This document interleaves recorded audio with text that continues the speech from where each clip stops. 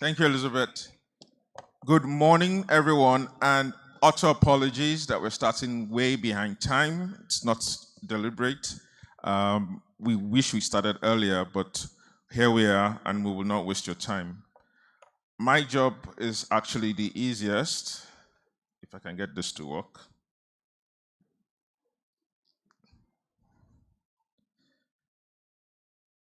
Nah, technology, when you don't want it. Okay, here we go.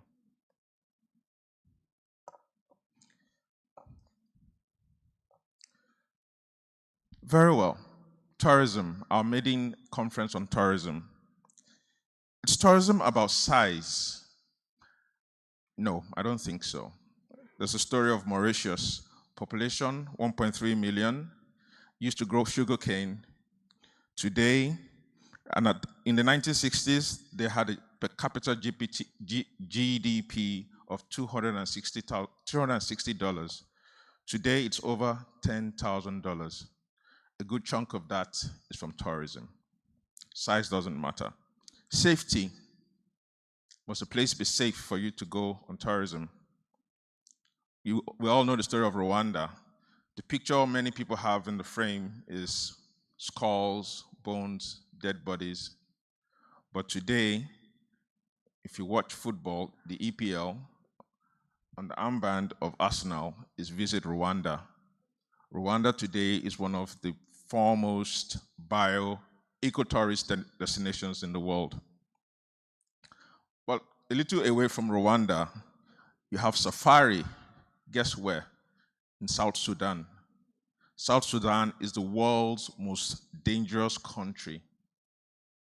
The world's most dangerous country. But there, you can go on tourism and watch where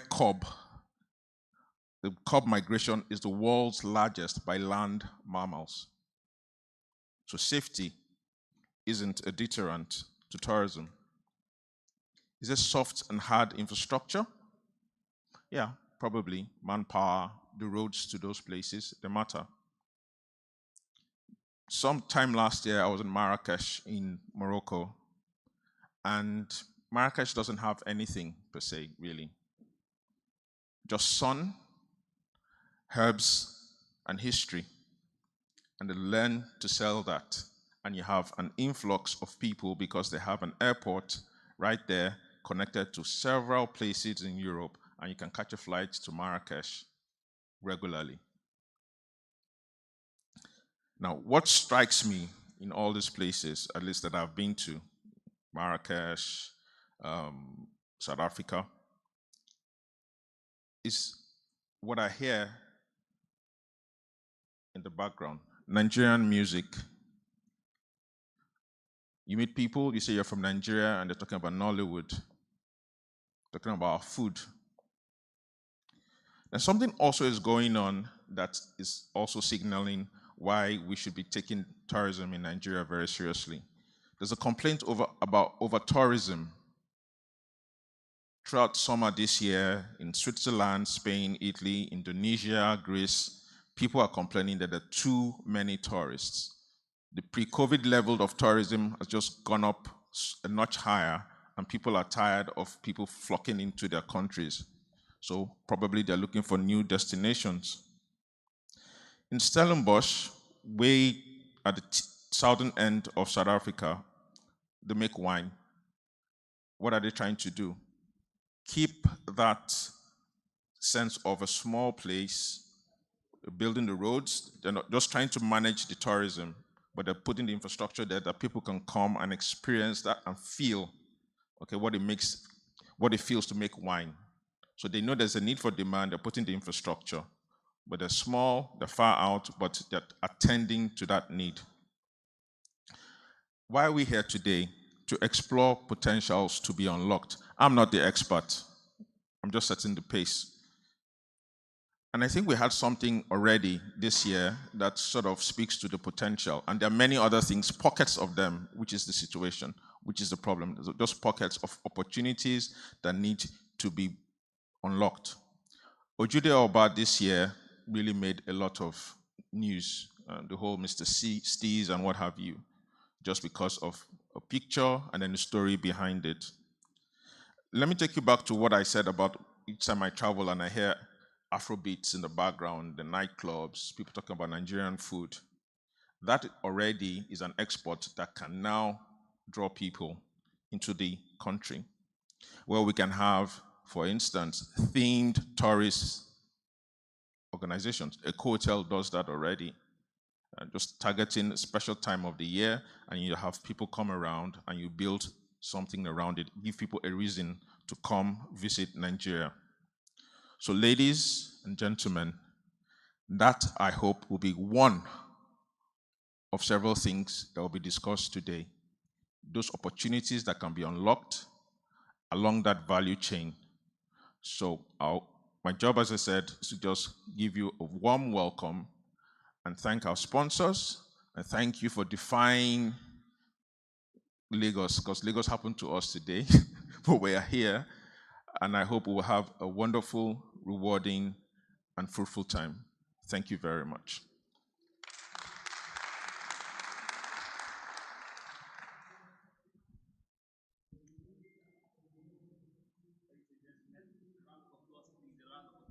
Was a welcome intro by one and only editor of Business Day. Thank you so much. Thank you so much for that very warm intro. Ladies and gentlemen, let me tell you that we also have here with us, seated, just in case you haven't noticed, that we have the Honorable Minister of Tourism here with us here, ably represented. Ably represented by a very handsome, I won't say young right now, let me just say a very handsome man. A very handsome man. So, ladies and gentlemen, in a few moments, we're going to have him come on stage and tell us exactly the position of the federal government as regards the potential of tourism in Nigeria, what the federal government is doing, and what collaborative efforts they will be exploring to ensure that domestic and inbound tourism in Nigeria, the word here is skyrocket. We skyrocket, we take it to the rocket, to the skies, actually. Earlier this year in May, I was at the African Tourism Forum in Egypt. And one of the first things that I noticed was how much attention the Egyptian government paid to tourism. Now, a lot of us growing up, even people that were born before me, we've all heard about the pyramids and we've seen movies about it. And they capitalize on that. But then it's not just only about the pyramids. They created a separate section of their land just to entertain tourism. They call it Sharm el-Sheikh. It has an international airport. It has an airfield where you can just fly to. Just like our editor here said, we have to start exploring strategies on how we can get it to grow here in Nigeria. The tourist destinations outside of Nigeria are getting filled with people, and we have to make plans for those persons to start exploring tourism in Nigeria. Ladies and gentlemen, without further ado, you had to say without further ado. It's your language, you have to use it now. All right, without any further ado, we will be going straight to a presentation by the Director of Sales and Marketing at Eco Hotel and Suites, which we are in at the moment. She's a very fantastic woman. I met her last week and she's amazing. But I'm just going to be doing quick introductions before she comes up for a presentation. So just give me a second while I do that. So for a brief presentation, we have the Director of Sales and Marketing at Eco Hotel and Suite, Dr. Iyaduni Atinuke Gbadebo. She will be giving us a brief presentation, and we're looking forward to that. So please put your hands together as she comes up for a presentation. Thank you. Ladies and gentlemen, your hands together.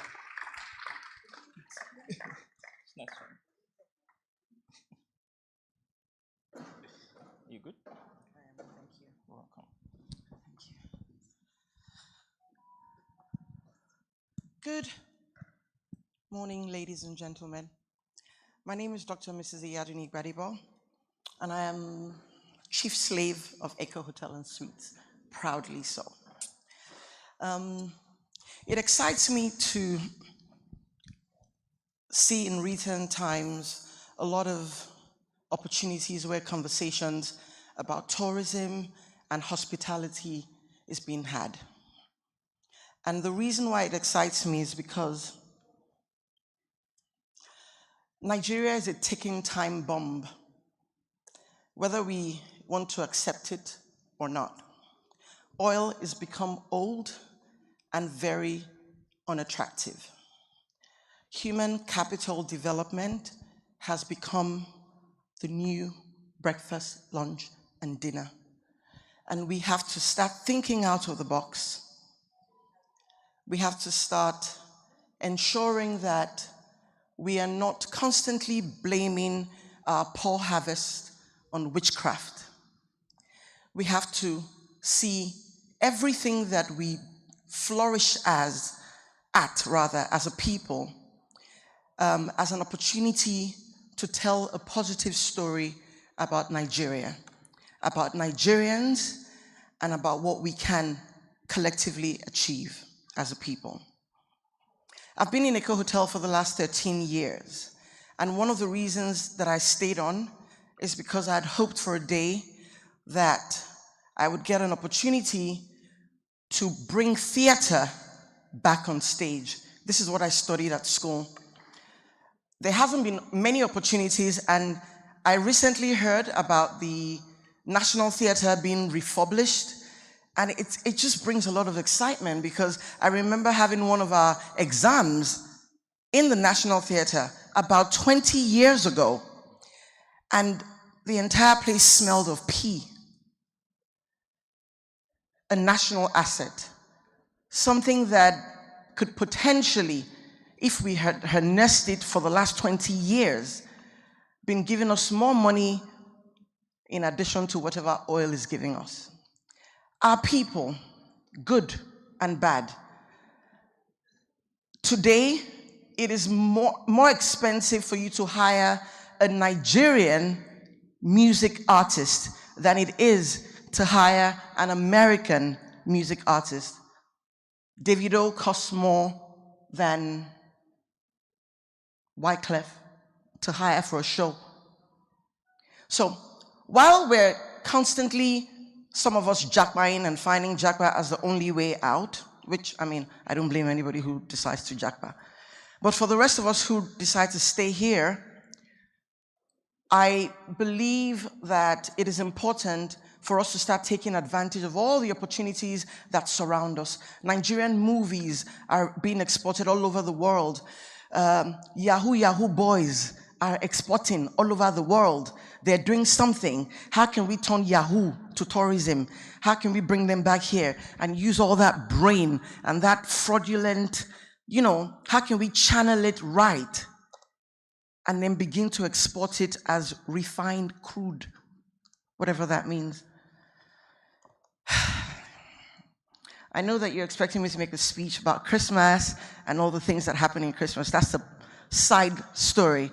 Every year for the last 6 years, I have mandated and demanded and fought to ensure that Eco Hotel moves from being seen as a business hotel to a tourist destination. And 6 years down the line, over the 12 days of Christmas, we started hosting from 350 people to 4,890 people over 12 days. Tell me tourism isn't working. It is working. We are making a lot of money. And we started out with corporate clients refusing to sponsor us, so we had to spend money to make money. Today, corporate clients are begging, are wanting to be headline sponsors of something that we trademarked 6 years ago called Tropical Christmas Wonderland. Last year, I had 15 families from Europe. 15 families from Europe. And I'm counting because I know that the numbers are growing every year. One day, we will create something in Nigeria that people will come to. It would be the talent of our people, the resourcefulness of our people, the resilience of our people, in the midst of all of the madness that we're having to deal with. I'm excited that the representative of the Minister for Tourism is here today. You are my most sought after human on earth. I'm looking for you to stand by us every time we do an event that takes Nigeria one step forward in tourism, for you to stand by us and own it as well. Because when we stand together, that voice projects much louder. And we would not continue to think that government is a joke. So I'm very pleased that you're here today, sir. And I know that there are a lot of speakers here that you would enjoy, thoroughly enjoy. Last week I was at a conference, and I was very proud to announce that I took my children, rather than go to London for summer, to Jara Beach over the weekend. First of all, that's all I could afford, because, you know, Nigeria is happening to all of us. And secondly, it was a choice that I thought they would learn to enjoy. So, as we were driving to Jara Beach, I said to my sons, imagine this is a plane that you're driving on. Sometimes it gets bumpy, doesn't it? Because the roads were bumpy. But when we got there, it was cool breeze. The staff were excellent. Very small compared to the kind of space that I'm used to, but everything was personal. You know, I saw Nigerian staff that were happy to do the work. Madam, how are you? And they smiled, and they, you know, it brought a lot of joy. And, you know, thank you. We didn't need a white man to do this for us.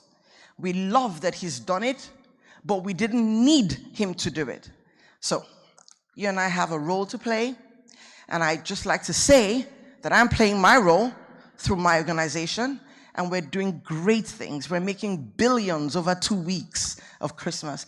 And the first thing that would prove that we're serious about changing this narrative is if you guys commit to buying a package this Christmas at Echo Hotels.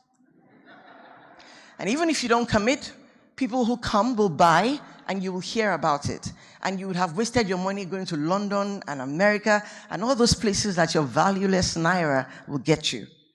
Give me the Naira, and I'll give you an absolutely fantastic family Christmas. Thank you very much. A continuous round of applause for that awesome presentation by Echo Hotels and Suites. Thank you so much, Oladuni. Thank you so much. Iyaduni. Thank you so much. Thank you so much, ladies and gentlemen. We're still here. We had to get our headline sponsors out of the way because the big elephant is here in the room. Of course. And of course, we have to make sure that the federal government was well represented. They have the whole field day. Ladies and gentlemen, like I earlier said, we have the Minister of Tourism, Lola Adejon, here in the room, ably represented. Yes, ably represented by the Special Advisor, Technical, Mr. Otoide Ayemere, and he will be giving us the keynote address on this inaugural occasion. Please, as he comes up stage, please, May we with rise a on our resounding feet? round of applause. A resounding and round of possibly applause. on your feet, please give him Thank you a so round much. of applause. Thank you so much. Private sector can play all they want, but the federal government is important. So please, a round of applause. And without them, there's really nothing we can do. Thank you very much, sir. Thank you so much. Good morning, ladies and gentlemen. I've gotten way more compliments this morning than I anticipated. My head is thoroughly swollen, and I will extend the warm regards to Madam Lola Adejon. My name is Otoide Ayemere. I am the SA Technical to the Minister of Tourism, the Honorable Minister of Tourism, representing her today on this amazing event. Due to unforeseen circumstances, she unfortunately couldn't make it, but she has sent her thoughts. I will read through them and occasionally interject with my thoughts. Before I go into the keynotes that she has presented, I'd like to emphasize or respond to what the beautiful lady from Echo Hotel said. The government is here to stand with you. We would be extremely honored to partner with your events, as we're doing with a lot of events that are going on. That has been one of the strong mandates, to actually lend our voice, to amplify the voices of what everybody is doing in the tourism space, because we are not really going to be the ones organizing all of the events. We're not the ones creating all of these experiences. But as the government, we would, amplify your voices and shout it. And we are proud of it. We're proud of all the work that you have done. And yeah, we will definitely engage for the Christmas event. Distinguished guests, esteemed members of the press, fellow stakeholders in the Nigerian tourism industry, welcome to the Business Day Tourism Conference 2024. We gather today not just to discuss and talk, but to forge a path forward for our nation's tourism sector.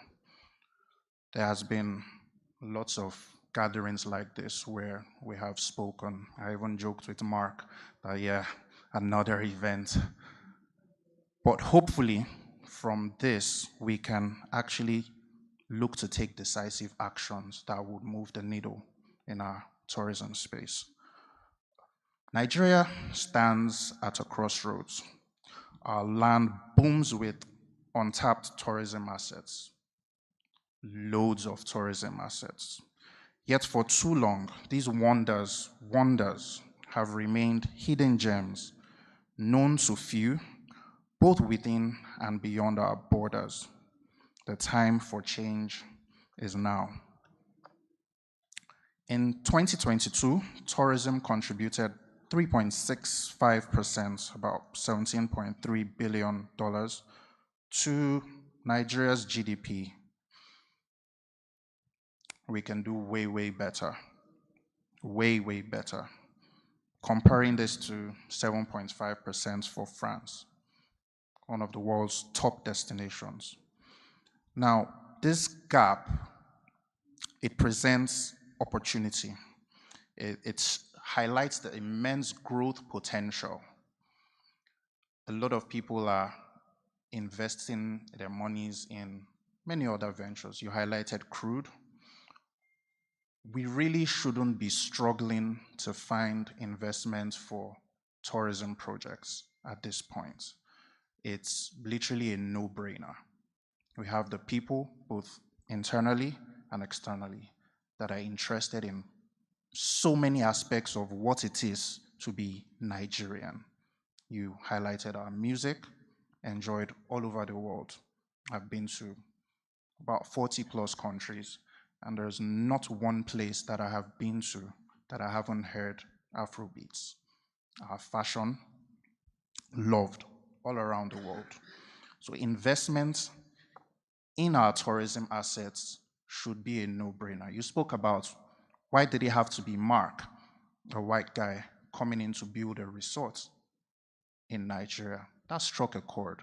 We're happy you did, but it's a clarion call to a lot of you, to everybody out there. Put your money in Nigerian tourism. There's very few things that are as guaranteed as that investment. I'm very happy with your case study. From 300, just about 300 guests to thousands of guests in a 12-day period. 12 days, raking in billions of dollars. Was that billions of dollars or billions of naira? We would get to billions of dollars. I was very excited to hear that, and I will take that as one more key statistic as we are marketing our sales to investors to come and invest in Nigerian tourism. We have thousands of attractions and festivals across every single state. You touched on Mr. Steez from the Ojude Oba. That's just one festival. With the press it got, you see the ripple effects. These are case studies. This showcased the immense potential. We are sleeping on a bicycle by not pushing forward, the culture, the assets that we have. I took a trip to Cross River to see the Agbokim waterfall. I sat at the foot of the waterfall. Luckily, there was a rainbow at my visit. I've seen waterfalls around the world. Very few captivated me. How many in this room have actually seen that waterfall? Less than 10 hands. So we need to do more actually. So explore what we have. We've not explored what we have, we're calling people to come in, but we will get there, By tapping into our domestic market alone, that's easily 200 million people, and we can boost the economy and create significant opportunities for these rural communities. If it wasn't just 10 people in this room visiting the waterfall, the 10 of you would have bought a bottle of water, would have bought snacks, you'd have bought palm wine, and these things would be provided by the community. If everybody here visits Abokim, that's a multiplier effect. You are boosting the economy by visiting our domestic tourism assets. Our strategy for unlocking Nigeria's tourism potential rests on some key pillars, but to mention a few. Firstly, community engagement and skills development. This is not just about creating jobs. It's about fostering a culture of excellence in service. Our people are our greatest assets. While tourism currently supports a mere 1.9 million jobs, nearly 3% of total employment, there is significant room for growth. We must equip Nigerians with the skills to deliver world-class hospitality, just like Mark has done with Jara Beach. I don't know anybody that has visited Jara that doesn't have great things to say about Jara and their experience. And the notable thing they always compliment is the service they got. Everybody comes with a smile. To harness this potential, the federal government, we have launched two key initiatives. What Honorable Minister likes to call the doctrine according to tourism.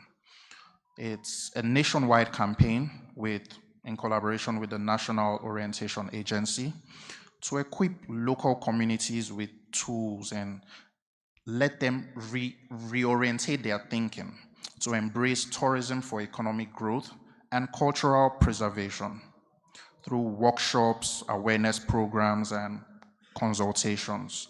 The initiative engages indigenous groups, youth, and women, ensuring that every Nigerian has a stake in our tourism industry, every single one.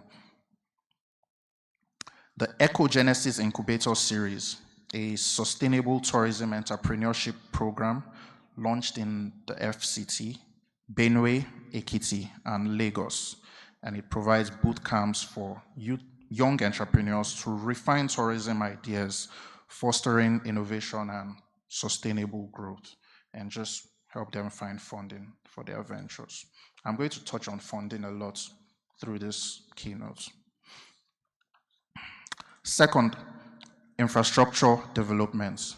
Creating a seamless journey for visitors from arrival to departure is vital. A few of these attractions are undergoing revitalization to position Nigeria as a prime destination.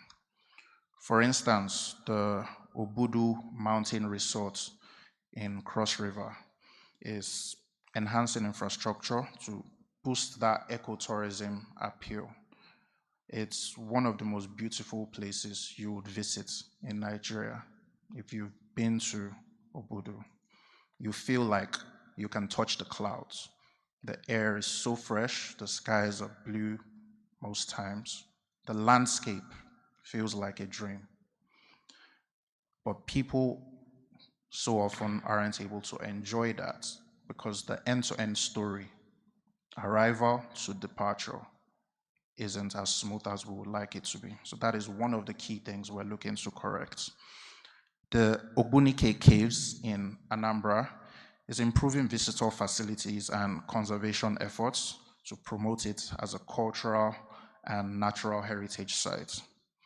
The Oshun Oshogbo Sacred Grove is also undergoing conservation and infrastructure upgrades to maintain its UNESCO World Heritage status.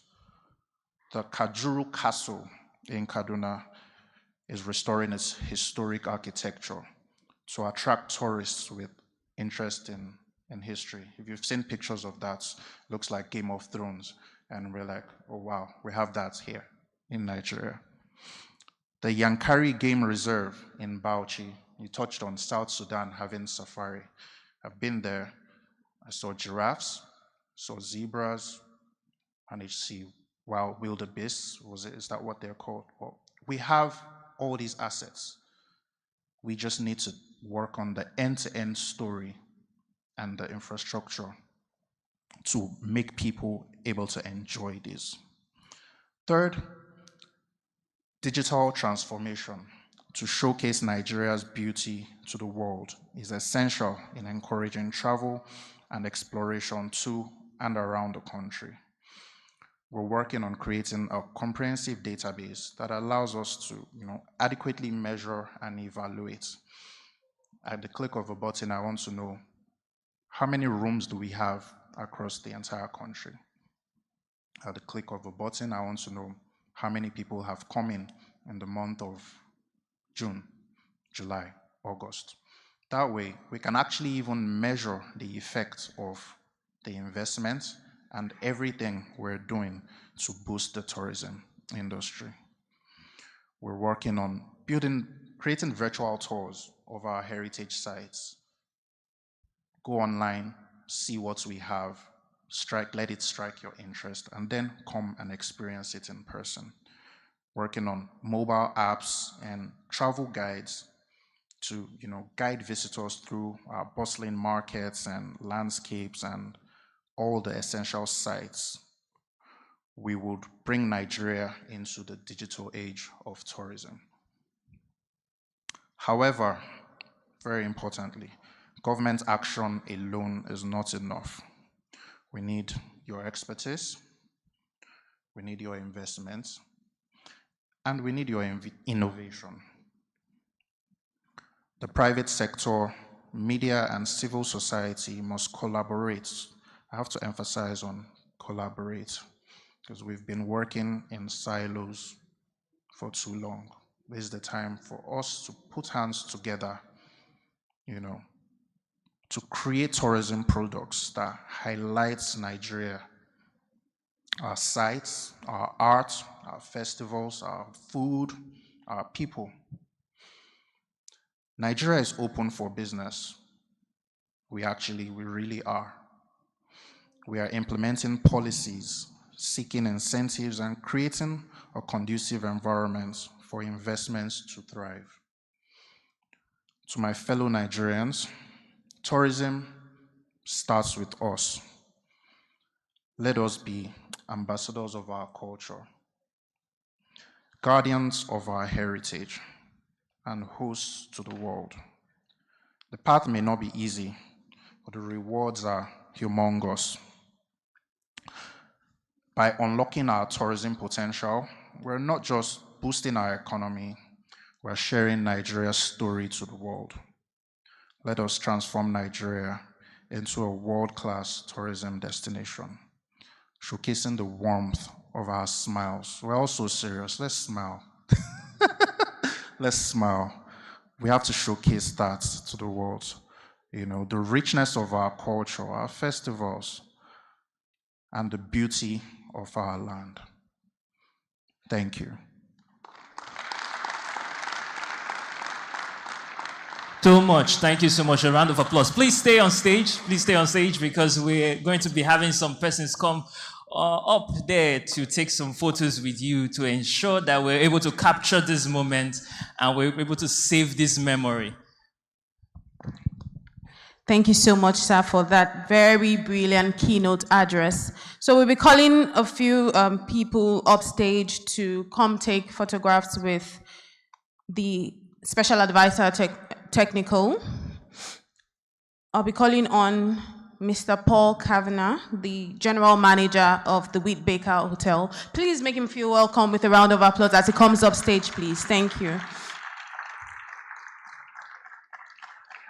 Mrs. Ime Udo, the Honorary Special Advisor to the Executive Governor of Akwa Ibom State on Tourism, please. Also, Mrs. Iyaduni Atinuke Gbadebo, the Director of Sales and Marketing, Eco Hotel and Suites, please.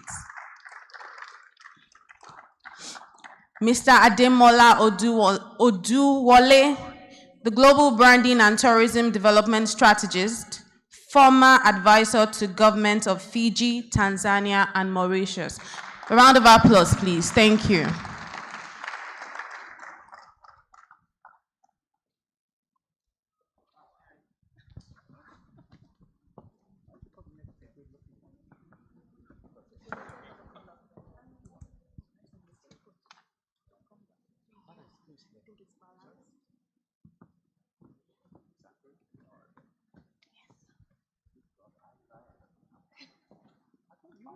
The photos is going on. Ladies and gentlemen, we will now prepare your mind for our very first panel session. Panel session, yes, it's coming very soon. Our very first panel session will be coming in very soon, and it promises to be a great one. Most of you are already with the brochure, so you can go down and understand our lineup of speakers. While we say a very big thank you to everyone on stage. Thank you so much. Thank you so much for coming on stage. All right, so far, so good. We've had amazing keynote addresses. We've had amazing presentation. So we'll be going to our next presentation again. Very enriching conversations, and you will like this one. Our next presentation is by the General Manager of the Wheat Baker Hotel, Mr. Paul Kavanagh, who is here with us today. Please make him feel very welcome with a round of applause. Thank you. Thank you, sir.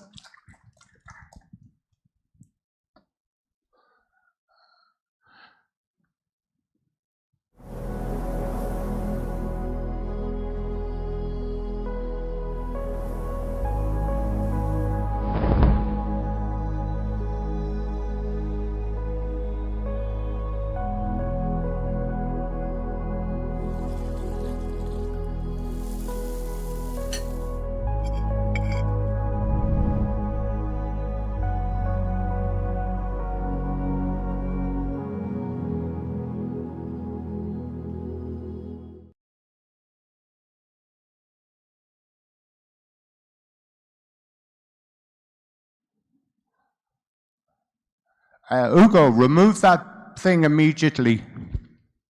Seriously, this is not about the wheat baker. So, good morning, ladies and gentlemen. Sorry for the weird start. My name is Paul Kavanagh. I'm the general manager of a hotel here in Lagos. Few people spoke before me, so I need to do a couple of corrections to the Honorable Minister's representative. On Abudu Mountain, you don't do that for the clouds. The clouds are down here. You're above them. The most magical place in the Federal Republic.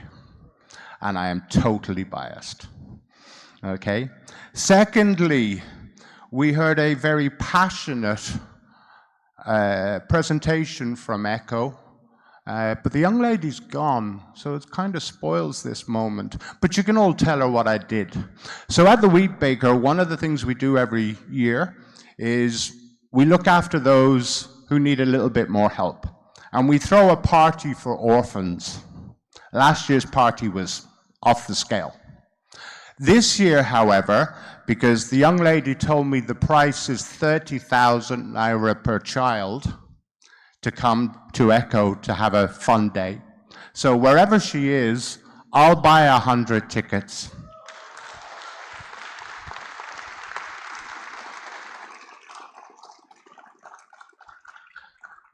So on behalf of the Wheat Baker, we've just bought the first 100 tickets for that event. Okay, take that ugly face off screen. Can I please have my presentation at some point today? Because I'm now waffling. I'm looking really bad, Ugo. As you may notice, I can be a little cheeky at times. I am Irish, so we don't have filters. I may just say some things that for you lovely Nigerians, you might get a bit upset. And even though there's an honorable minister, I might say some things that are anti-government. However, for the record, I'm not British. Okay, so I don't know how this works. No idea.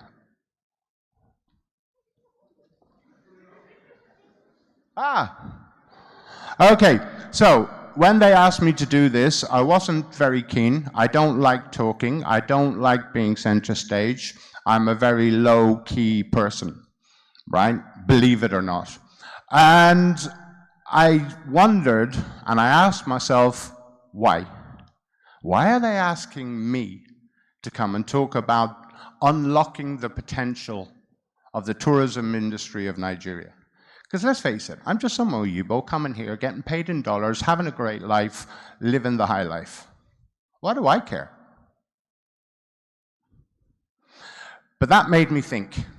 It made me think, why? And I don't know why you just changed the screen. Where's the GM of Echo? Danny, what the hell? Because you're killing the whole vibe here, guys. Anyway, so I thought to myself, and it made me think to myself, why? Why do we want to unlock the potential of tourism in Nigeria? Have you ever asked why? Somebody might go, money. We like money, Abby, right? Somebody might go, money, more money. Our honorable minister will go, more taxes. And we all love paying taxes, right? Somebody might say, well, more people coming in, maybe more jobs. Well, that would be good. But why?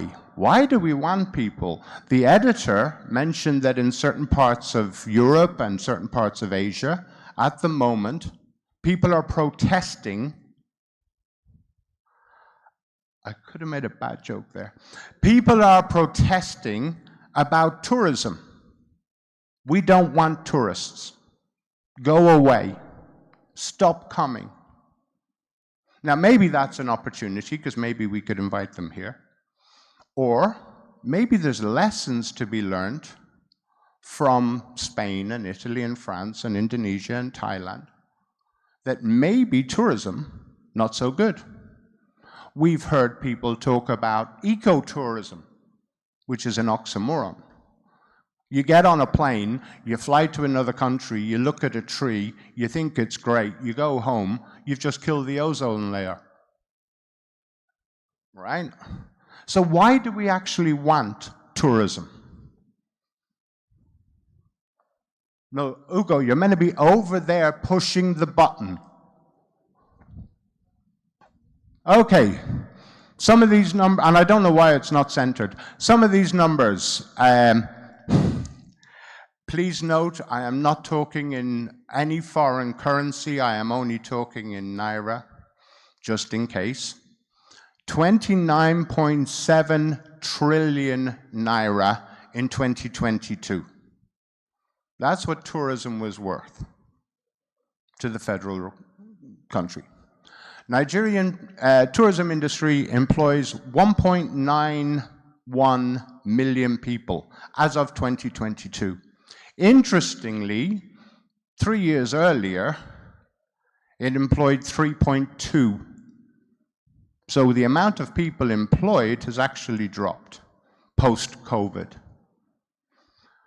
Lastly, and I've used the word estimated because I've seen 3 different numbers, and I picked the medium number. The tourism industry, its value is growing by 13.1% year on year. Obviously, that's thanks to the sales lady from Echo and the work she's doing. You guys are killing me with this. Why do people come to Nigeria? Come on, I could go to Bali, I could go to the Maldives, I could go to Dubai. Even better, I could go to Ireland. I'm biased. Why do people come? Why would people come to Nigeria? Are you guys friendly? Are you smiley, happy people? No lie. Guys, seriously, with the cost of fuel, don't lie to me, right? But why would people come? Is there a reason for people to come? Next page. Who? Because I'm going to do this really logically, and I'm going to ask more questions than I'm going to answer. Who do we want to come to Nigeria? Have we ever asked ourselves? If Business Day run a poll in their amazing newspaper and they say, who do you want?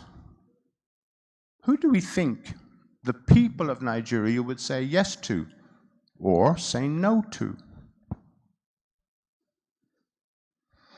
Does it matter who comes?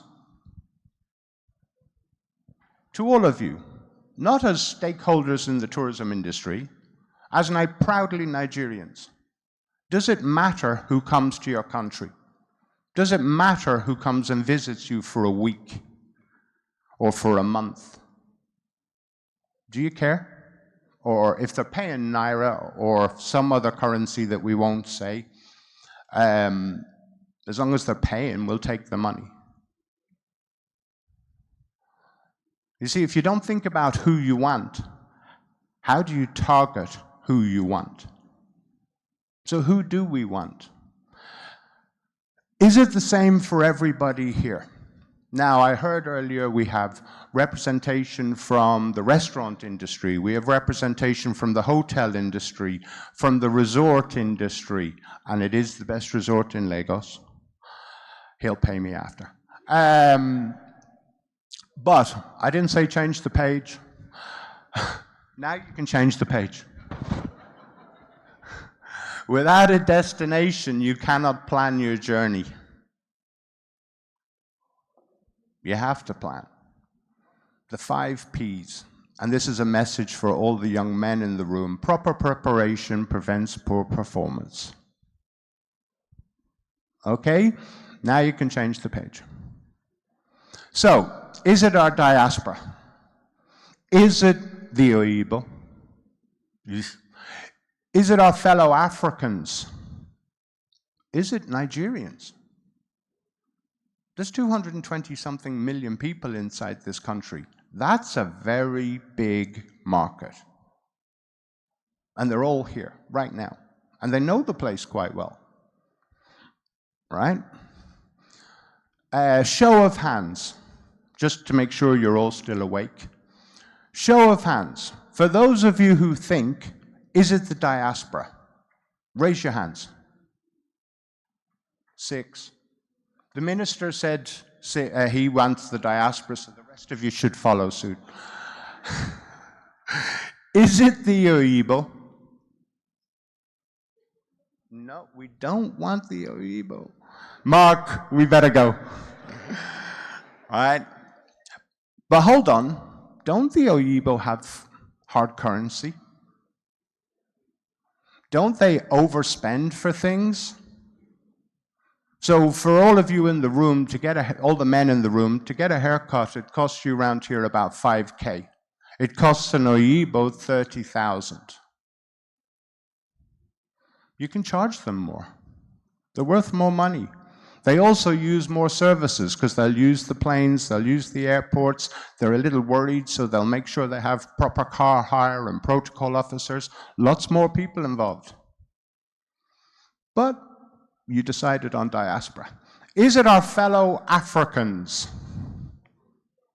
Oh, there's a few more for them.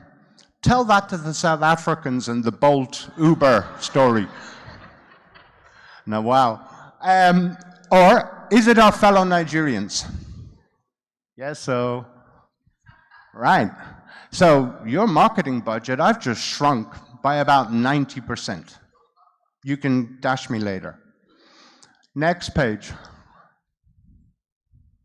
I say again, without a destination, you cannot plan your journey. So far we've discovered that maybe we should be looking closer to home. And if it's not with inside Nigeria, maybe it should be the diaspora.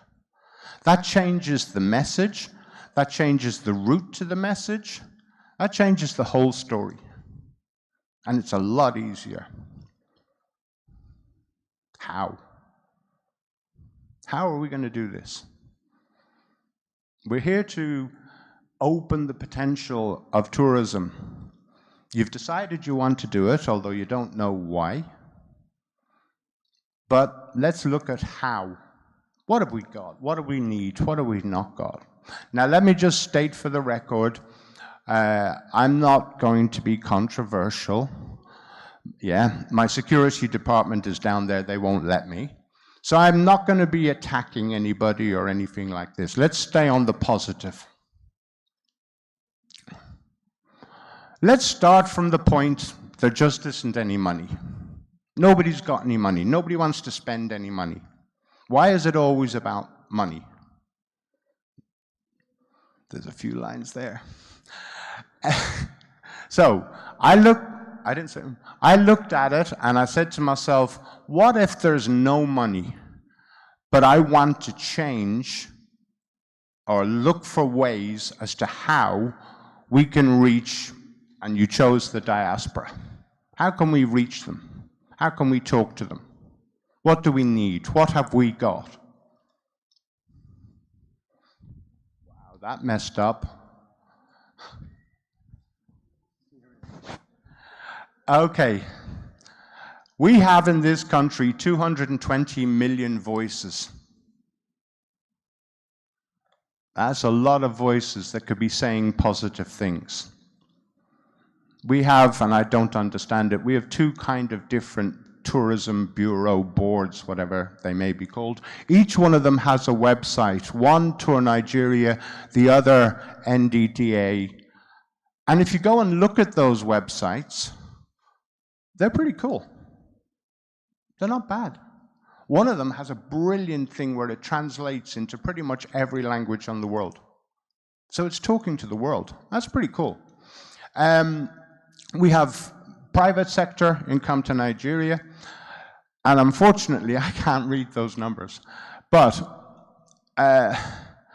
it's about 24 million Nigerians are on TikTok. And it's about 18 million users on Instagram, 5 million users on X, and our biggest one is Facebook. And it's like 50, 60 million on Facebook. That's a lot of voice. Imagine if they had a positive story to tell the world about Nigeria. Amongst yourselves, you can talk about, I don't know, fuel. You might talk about fuel, right? You might talk about the cost of bread, the cost of transport, whatever. But imagine if to the outside world we were talking about something a little bit more positive, right? I know the next one's going to be messed up too. Yeah. Anyway, what do we have? Some of these have already been mentioned and a few haven't been. History, culture, nature, people, music, Nollywood, food, fashion, festivals, events, art, nightlife, stories, diversity, UNESCO sites, and a really good beach resort just outside of Lagos. That's 4 you owe me, right? So we have a lot of a story. We have a lot to tell the people. It's pretty cool. The result of it, we talked about a couple of countries around the world that are very good at tourism. I think France was referenced. The number one country in the world for tourism is the United States of America. The number two is Japan. There are 208 countries on that list. Does anybody want to guess where Nigeria comes? Thanks for the feedback. I love the interactive nature of this. I appreciate it greatly. Nigeria is number 68. That's not bad, though. Yeah, there you go. We got the. Keep going. 68 out of 208. That's not bad. So do we actually need to increase? We're doing all right. But in contrast, Nigeria, as we stand today, is the 6th biggest populated country on Earth. By 2030, the 5th. By 2040, the 3rd biggest country on the planet. Maybe we should be a bit higher. Maybe. Right? Just a thought. Okay. He who hides his disease cannot be cured. So that's my way, using a local African proverb, of saying, perhaps this is the bit where I might just ask some awkward questions, especially of the minister.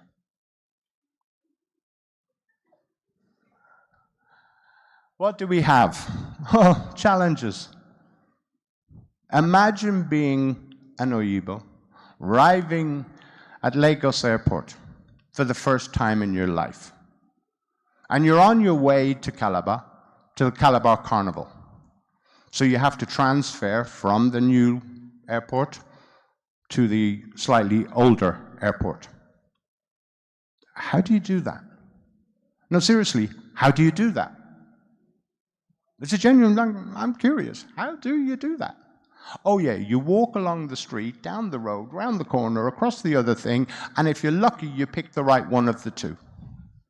Welcome to Naija. And don't worry, there are a lot of people around to help you.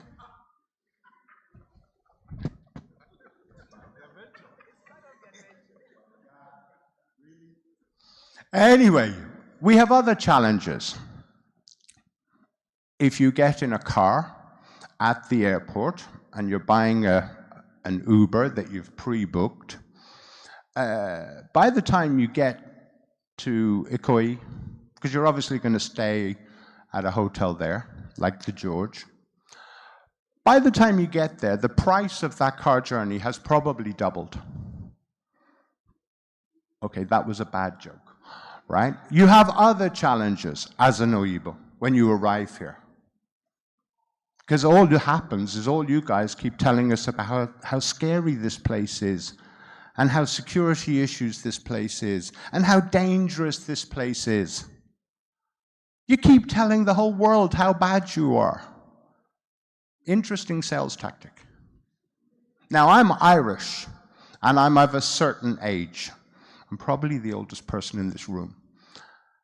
I grew up in Ireland in a time we called the Troubles. And during the Troubles, we had more bombs, kidnappings, shootings, blah, blah, blah, blah, blah, than you guys have had, including the Civil War. We had a bomb on a daily basis. Belfast, Derry, London. We then exported our terrorism to London, and we blew that up. So we're well used to that. But the difference was, no hotel ever closed its doors.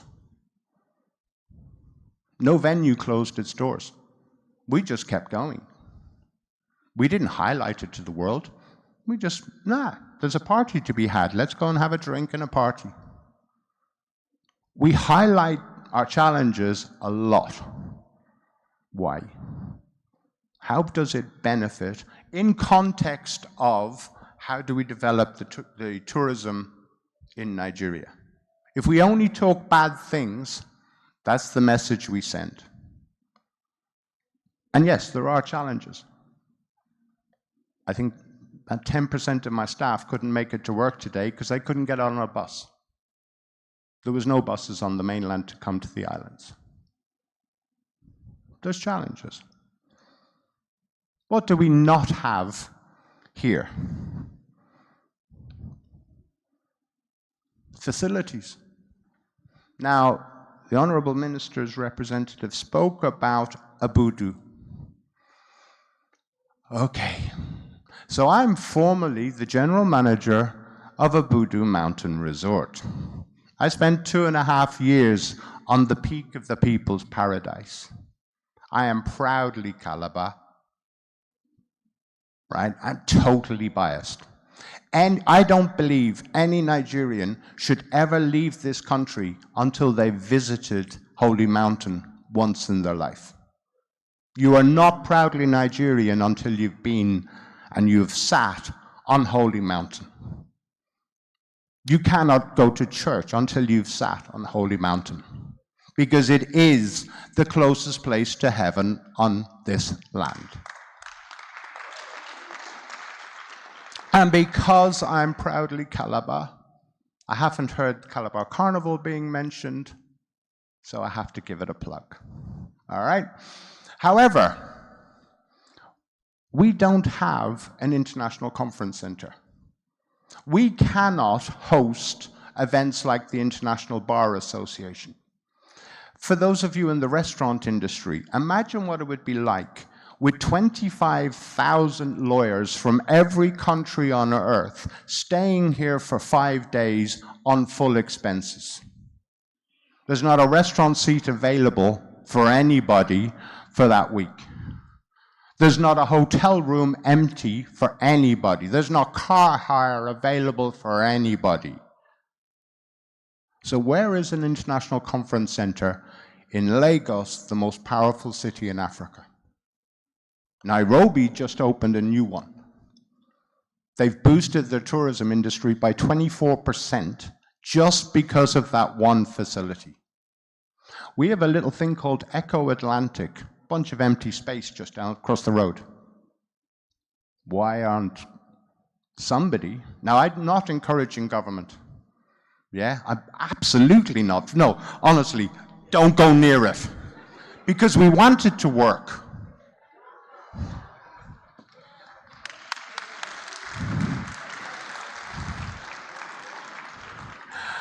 All right, I said this was the bit where I was going to have a little bit of fun. I do like the government, and I'm not British, all right? But why don't we have an international conference center? We are in Echo, the beast of Lagos, the giant of Lagos. Which title do you want, madame? Neither one? The best in Lagos? No, I can't lie. Anyway, tell Danny I said that, right? But we're in Echo. This place is amazing, right? It provides so much. These rooms, when they take out these walls and you see the whole thing, and Davido's at one end, having a little battle with his mate Olamide, yeah? What a facility. What do we need? We need another Echo. We need a bigger Echo. I'm not greedy. And I start from the point of no money. But we need hotels of that size. You see, I love Madame. I have 2 of my salespeople here, but I love her more. And why do I love her more?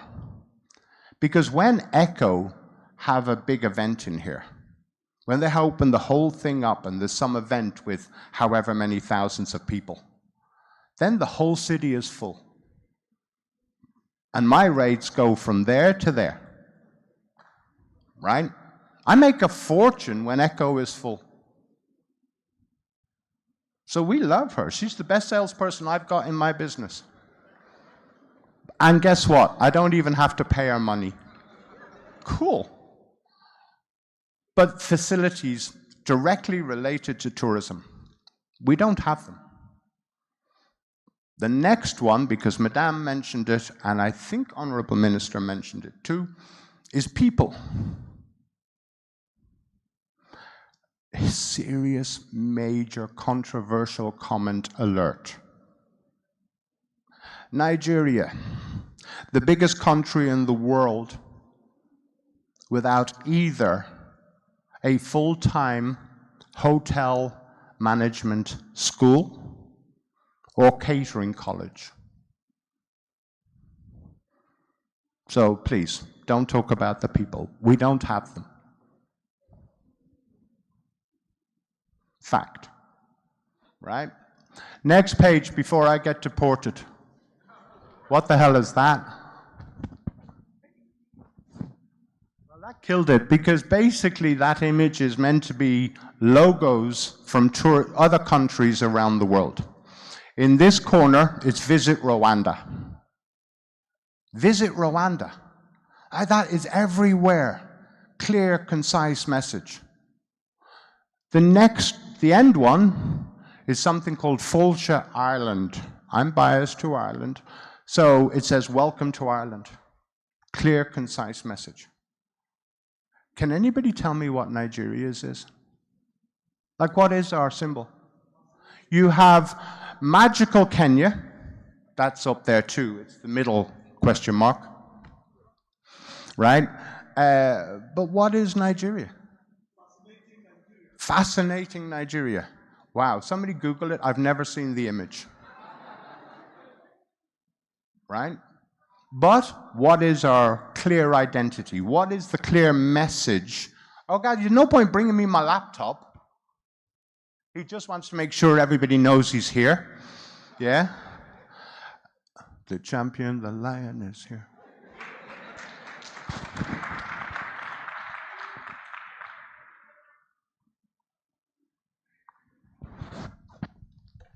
I'm having to do this. Anyway, so a clear identity. Remember, if you know what your plan is and your destination is, you know how to communicate to them, right? I don't think the next slide's going to work either, but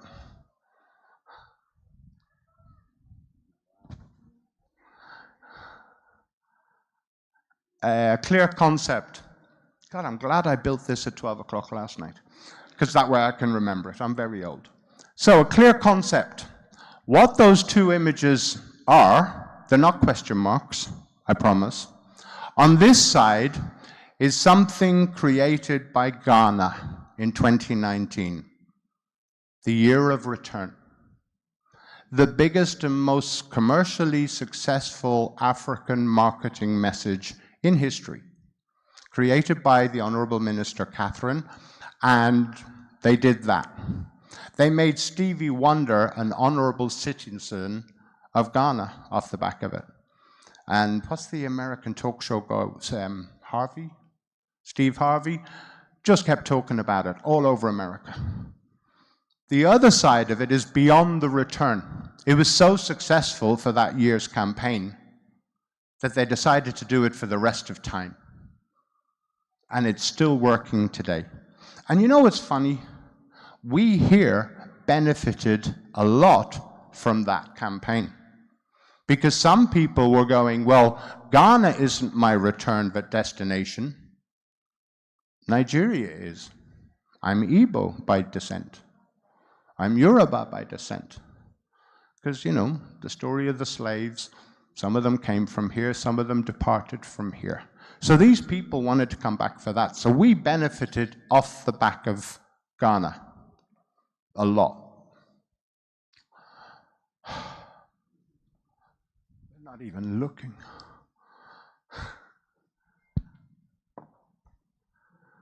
Okay, that slide is slightly distorted.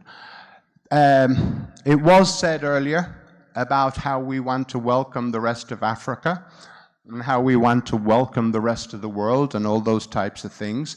And somebody mentioned how seamless it was to come and visit Nigeria.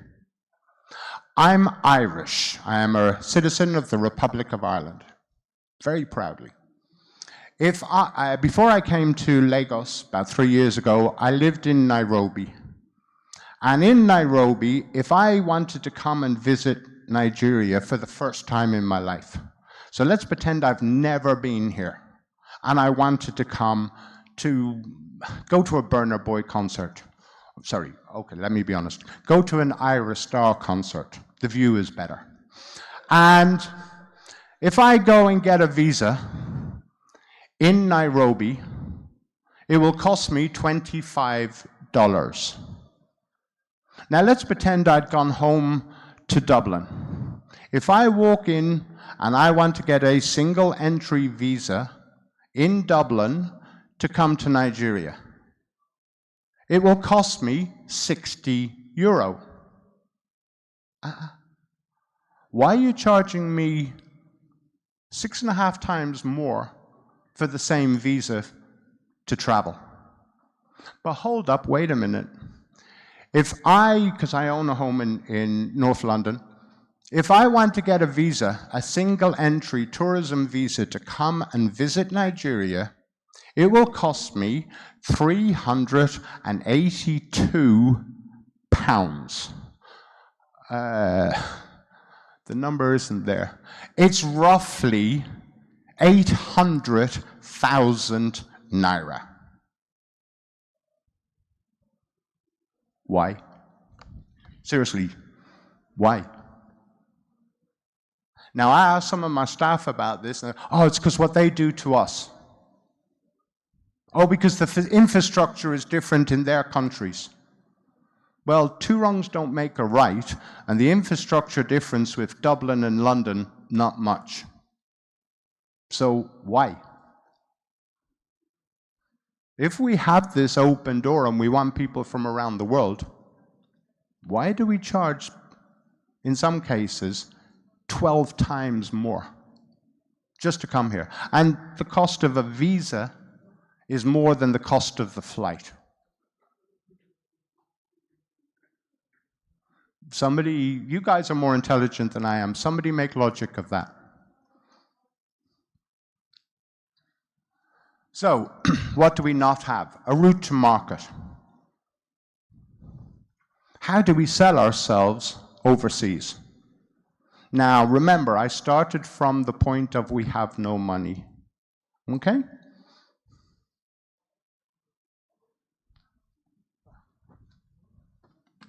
All right, I'm going to wing this. Can we just kill that until I tell you to change pages? What is our route to market? Well, once we've decided what our market is, once we've decided why we want to get that market, once we've decided what it is, oh, please take that off.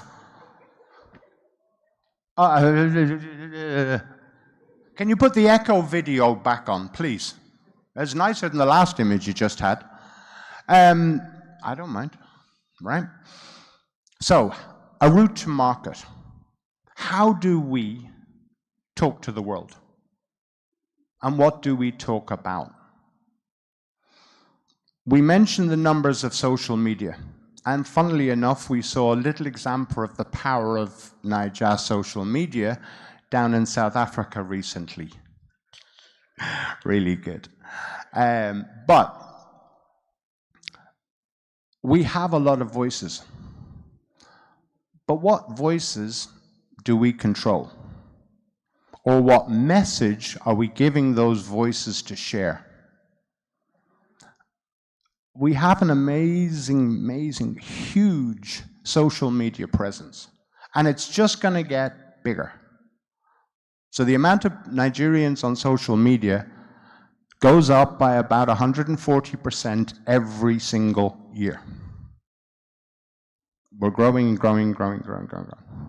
It's huge. We have, and unfortunately I don't have an image of it here, the Tourism Bureau has a really nice website. And on that website it talks about Bauchi, it talks about Taraba, it talks about Cross River, it talks about Lagos, Abuja, etc. But there's one thing it doesn't do that I do not understand. It doesn't sell a single product. Why are you walking away from all of that money? Now, you might think, well, no, nobody does that. Unfortunately, with the disaster of my presentation, I was going to show you something called Visit London. I was going to show you something called Visit Dublin. Visit Dublin generates revenue of 9.7 million euro every year in selling other people's products. But there's no booking engine connected to the two federal government websites. Why? Now, for no cost, free, bookings.com will power that for you. It's called white labeling. Hotels.com, Expedia, will power that for you free of charge. But even better, and I don't know if there's anybody here, why not give it to Waka now? And let's keep it in-house. We don't need to give it to Oyibo, let's keep it here and give it to Waka now, and they can power it. Imagine if on those sites we can suddenly book tours, book car hire. The new National Theatre, amazing, amazing place. Okay, little drop here. And the Wheat Baker is very proud to be a sponsor of it. But an amazing place. Can you imagine if those websites were able to sell tickets?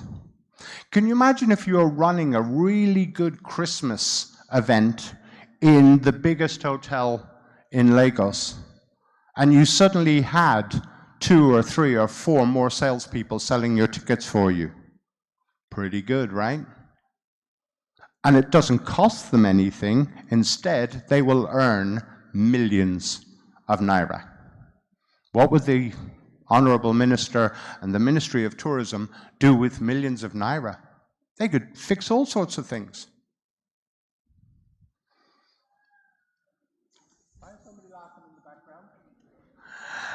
No, it's not that. She's laughing at the fact that I didn't finish that sentence, right? Now, one of the things with those websites, they have roughly 40 pages on each. Google doesn't like websites like that. Google likes websites that have fresh content, constantly updated fresh content. So imagine I'm going to be, for a moment, Oyibo for president. So I'm going to be the president, and I'm going to mandate to the minister, I want you to talk to every state in the nation and demand from them 10 pages of content every single month. From now on, while I remain president, every state puts forward 10 pages. 370 pages of new content every single month. What happens with that new content? All of our social media people start sharing it. The states can run into a competition. Which area gets the most traffic? Who's the most popular visited state? And you have a little bit of a challenge. And you give them a reward of 10 kobo at the end of the month, whoever wins, right? Because you've made so much money. So you're developing content, you're creating a story, you're communicating that story with the entire world. We're not focused on the obvious states of Nigeria like Lagos or Abuja or my biased favorite Calabar, right? We're talking everybody, northeast, south and west, no bias, filling content, telling stories. Now you guys will know the stories better than I will. Does Nigeria have good stories? You have deep in your history some amazing stories. Celebrate them. Again, I reference to the fact that I'm Irish. We went through some problems for a few thousand years. We were enslaved 240 years before the first black person left Africa. Right? So we know about this stuff. We have shared history. What do? We throw parties for it. And we don't care whether you're this one or that one or that one or this one, because we're all Irish. And we celebrate it.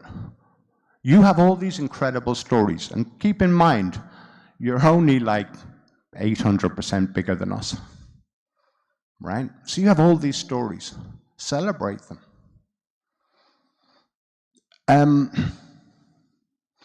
So you have a route to market. You already have the base in place. All you have to do is expand it. Then all you do is you commercialize it. You have the opportunity to commercialize it. It's all there. So this is my gift to all of you, or to the ministry. You can also, because we talked to come to Nigeria, you could privatize it. There may be somebody in this room, I think it might be the man in the hat, who's a big oga who has some naira, dollar, euro, whatever, and wants to build it himself.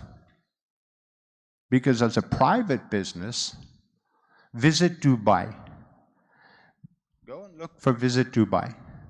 That's private. The man who owns it started as a millionaire, is now a billionaire. Big money. And there's lots of them around the world.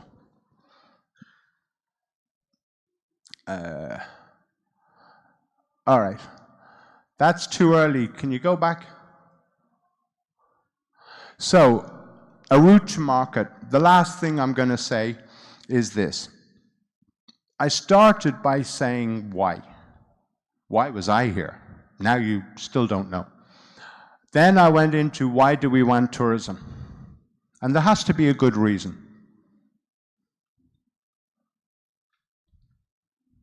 There's something missing. Anyway, there should be a really cute picture of me with a whole bunch of beautiful Nigerian children. And that should have appeared, but for some reason it hasn't. 42.5% of Nigerians are under the age of 15. So we do the math. That's 90 million reasons why all of you should open the potential of tourism. Because what does tourism ultimately do? It changes perceptions. Does anybody in this room want to guess what the perception of Nigeria is, let's say in the United Kingdom? What do they think of you? Wonderful people, especially the princes who keep offering us $500 million. We like them. But seriously, what do they think of you? Do they think of, well, they keep billing you as corrupt, and yet look what they did during COVID, right? They go and look online, they look at their newspapers, they look at their media. They don't hear so many great stories. So one of the things with tourism, when somebody comes and they meet you for the first time, what happens? They change their perception. Hold on, these people are... Okay, my staff, don't tell anybody I said this. These people are quite nice. Yeah, they're quite friendly. They've got some swag. They dress incredibly. Okay. They can dance. Always a good sign. They like to party. The food is pretty cool. Nowadays in London, there are more full-fledged Nigerian restaurants in central London than there is in Lagos. They're everywhere. And a little plug, if you're ever in London, the #1 is Patanga, and the chef Inky is great. So they're just giving me a note going, shut up. That was subtle. If you'd worked my screen, I would have finished a half an hour ago. Now I'm going to do a Q&A. No. So the absolute reasons, we have a lot of more people coming. We need to find jobs for them. A lot of jobs. And tourism is one of those things that has a lot of positives. It has the positive of changing perception. It is economically incredibly valuable. But we shouldn't kid ourselves. At 3.7% of GDP, we are not important. We don't have a voice at the table. Nobody's going to listen. Until we're at 10, 12%, then they'll listen. They have no choice. Right now, they don't. So relying on government, possibly a waste of time. Making it happen for yourself, possibly a quicker answer. There is a last thing that says Q&A, but obviously I'm Ladies and Applause for gentlemen. him, please. This has been a very brilliant, detailed, humorous presentation. Thank you very much, so Mr. much. Paul Thank Kavanagh. you so much. Wonderful presentation Wow. Emmanuel. Wow. there. There's a lot to Truly glean deserved. from this. There's a lot of takeaways he has given to us. He has even done some consultancy, so to speak, for the federal government. But I believe that these are strategies that we can put together and that we can make happen. It's not about saying them, it's about putting them Doing. and making sure it works. There's so many people we have to learn from. So many people visit Dubai, visit Rwanda, and so forth. We Thank certainly you so need much. ours. We certainly need our own. We have come to Nigeria. Come to now. Nigeria. We have need come to to be very Nigeria. serious about it. Ladies and gentlemen, it gets better. It gets better. Yes, we're about to go to the panel session where we have lots more experts speaking to us, and then you can ask your questions because I can see one or two other persons inching to ask all of the questions. But don't worry, just shortly we're going to have more experts on stage and you can ask your question. They will give us more strategies that we present to us. Hopefully more consultancy will also take place right here on stage. Just to add, I please keep your questions because obviously we have lots of questions, but because we are trying to also respect your time, we'll be going to the panel session right now, but keep your questions so that you can ask them as we go on. Ladies and gentlemen, our first panel session is revitalizing tourism infrastructure and enhancing aviation synergy. And our moderator is Temi Bambose, online editor at Business Day Media Limited. Temi. Mr. Temi Bamboshe. Good morning. Good morning. Good to see you again. And we have our panelists all right here, bright, happy, all dressed to kill. Ladies and gentlemen, please help me welcome Ademola Oduwole, Global Branding and Tourism Development Strategist, and also, very importantly, former tourism advisor to governments of Fiji, Tanzania, and Mauritius. Ladies and gentlemen, a round of applause, please. Wow. Wow. Welcome, sir. This is humility, like my friend on Instagram to say. Humble. And we have here as well the CEO of Mainstream Cargo Limited, Sheyi Adewale, joining us on stage. Ladies and gentlemen, a round of applause.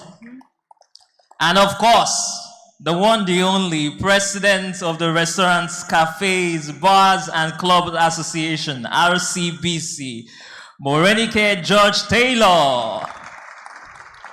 Amazing. We have power-packed people, ladies and gentlemen. You can't wait, okay? And then we have also the managing director, Akwa Ibom Tourism Development Limited, Ubong Ekpe Okon. I hope I got that right. I will learn some Akwa Ibom today. Ekpe Okon. Let me get it clearly from you. Aqua Tourism Development Company Limited. My name is Ubong Ekbe. Ubong Ekpe. I will try. Ladies and gentlemen, thank you so much. I'll now leave it in the hands of Mr. Temi to moderate this panel. Thank you so much.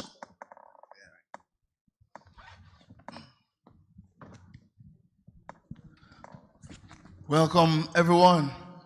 I'm happy to be here. And after that discourse by Paul Kavanagh, I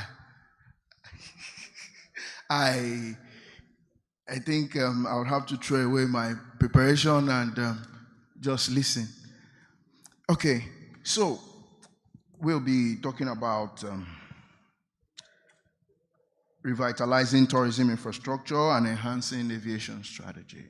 While I was preparing for this, I went back to a 2019 report by the World Economic Forum, and it says, if you build it, they will come. Why? infrastructure is crucial to tourism, growth, and competitiveness. And it just stuck. So, when we talk about infrastructure, we talk about all other things that come with it, the tax, and so on. So I will jump right into the first question, and I'll be asking that of Ademola Odwale. The question is, you've been in Fiji, you've been in Tanzania, and many other places. Now, looking at Nigeria, what would you say should be the first focus of infrastructure? Where should anyone looking to put money in infrastructure, where should they go first? And on what type of infrastructure? Okay. Well, good morning, everyone. I think I see it a little bit different, because what I'm going to say is probably not what you guys are expecting to hear. I think we need to change the conversation. We literally need to change the entire conversation. I think Paul set the stage by touching on some key points, but I kind of have a radical approach to all of these. I always believe if you tell people what they want to hear, then they usually would not do what they're supposed to do. I'm going to say it again. When you tell people what they want to hear, they usually would not do what they're supposed to do. Because you've told them what they want to hear. So there's no urgency again. If you go to an empty warehouse somewhere, it doesn't matter where, an empty warehouse, and you pour a jar of honey on the floor, and you lock the warehouse, and you take off, and you come back in 3 months, what are you going to find on the floor? Anyone? Ants. Yes. Question, who invited the ants? How did the ants get there? No infrastructure, nothing. They clawed their way, they chewed their way, they broke their way in there. That's what tourism is. That's what tourism is. You don't have to invite people. But see, so we add a little garnish, we have branding, and we have hotels and those cool stuff. But that really is what tourism is.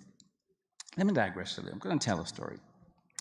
So in the 1970s, two young men found themselves in London, in England. One was from Egypt, Arab boy. The other one was from Southern Africa, I won't say what country. And so they got there, but they had ambition. They had a chip on their shoulder, and they wanted to do something great. But then, remember, the Egyptian looked Egyptian, and the Southern African looked just that. So the egalitarian society did not accept them. And they said, well, how do we break in? Because these people are not going to take us serious. So they said, okay, let's aim high. Let's look at the highest point one can get to in this country, and who is at the highest level? So the royal family. So great, let's break into the royal family circle. I said, that's not going to happen. They said, that's okay. When I asked you to tell us how, it was a mindset. It was, okay, let's break into this. He said, well, there are two institutions that we know of that they have a royal seal to supply things to the royal family. One was Harrods, one was House of Fraser. So the two boys said to themselves, I'll go after Harrods, you go after House of Fraser. And so they did that. And then before you knew it, Mohammed Fayed bought Harrods. That's the Egyptian one. The other guy is a guy named Roland, aka Tiny Roland. And so they acquired this. So the other got into the system. And as years went by, they began to sponsor things like the Royal Windsor Horse Festival and stuff. And the Queen liked it as well. And so in 1998, the Queen was going to visit Ghana. And so where's she going to stay? And Tiny Roland said, hey, we have a property there. It's called the Labadi Beach Hotel. I said, great. So when she goes there, what is she going to do? I mean, she's a queen. So you got to understand this. The President of the United States has an entourage. The Queen doesn't have an entourage. She has a household. So you treat them differently. So it becomes, how do we cater to this?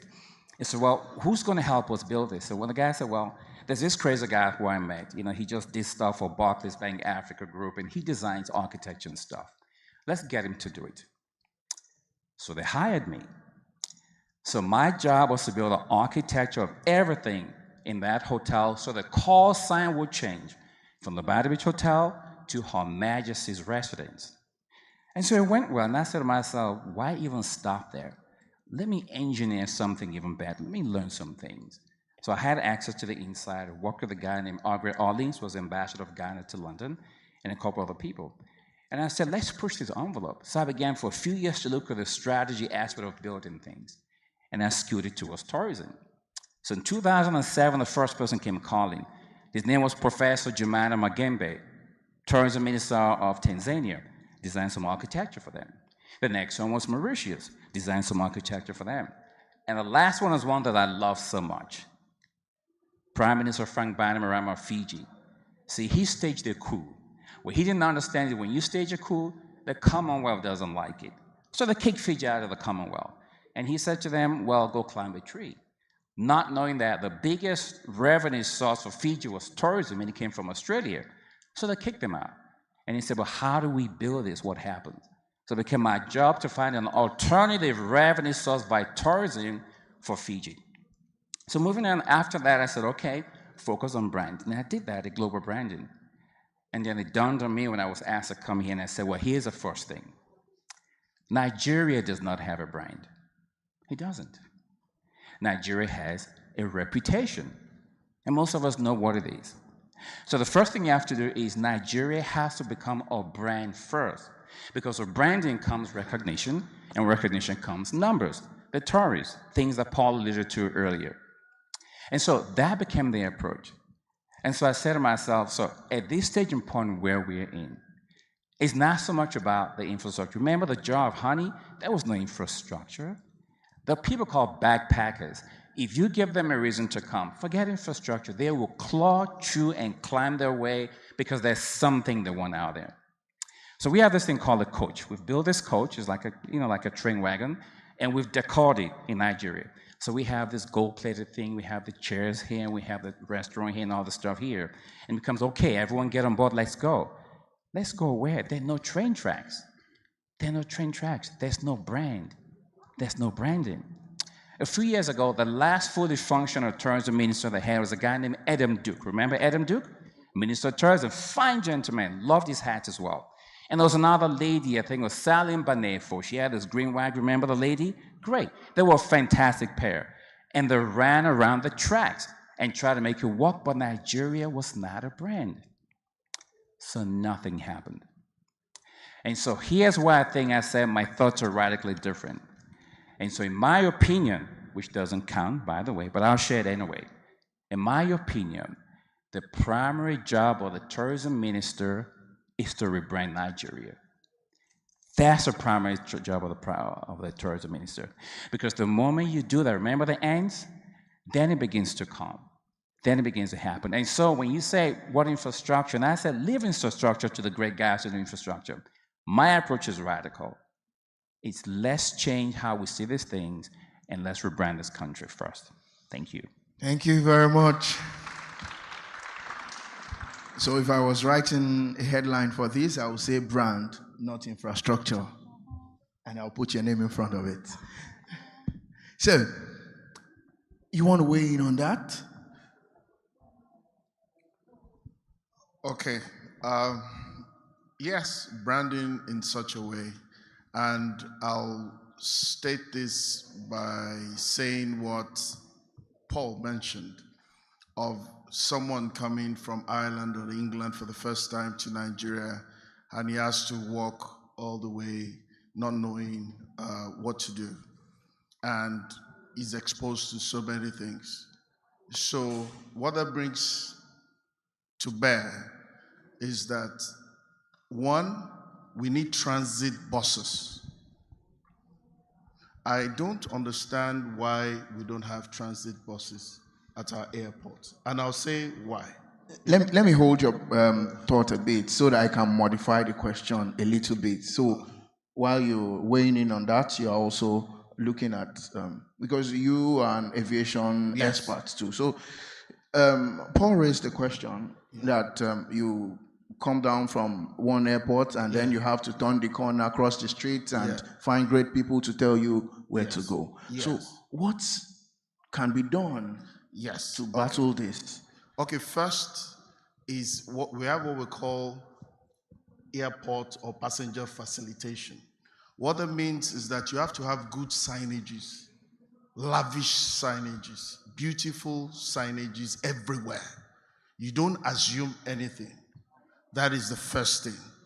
The second is that you must have many desks called information desk.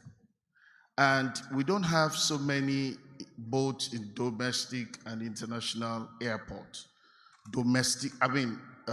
Information desk. And when people come in, they actually, even with places where you have all these boards there, the first thing I look for when I travel to a country, I look for the information desk because I want to double check everything. So that's number 2. Number 3 is that you now need transit buses. You see, it's so designed by world-class airports whereby you have transit buses. They'll tell you that, okay, when you see the signage, if you are traveling to this X, maybe domestic airline, you go this side. And when you get to that side, you see a transit bus. And I'll give you a quick story.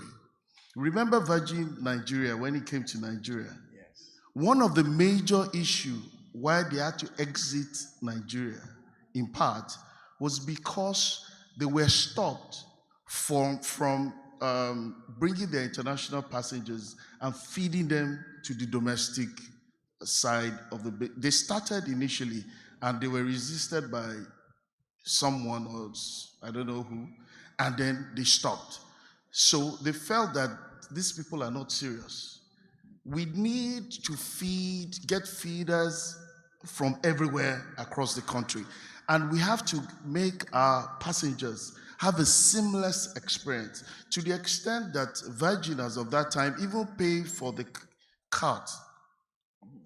You know, they pay for it up front so that you have a seamless experience. You come in, you are going to, let's say, Akwa Ibom, for example.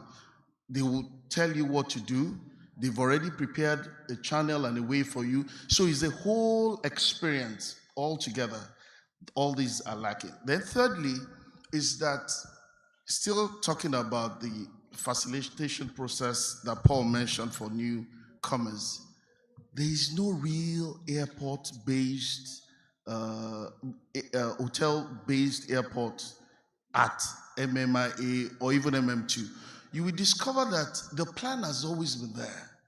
But why is it that you see the one proposed to be built by Courtney stopped for about 10 years or so? And you see that magnificent edifice, though still in construction. Why is the government stopping that construction? Because what that means is that if I fly in, I come in late into Lagos, and for whatever reason, either I miss my flight or my flight is in the morning, I just walk into the hotel at the airport, and you will see the construction that there is a bridge that seamlessly brings you to MM2, and you fly out. But someone somewhere stopped that project. Why?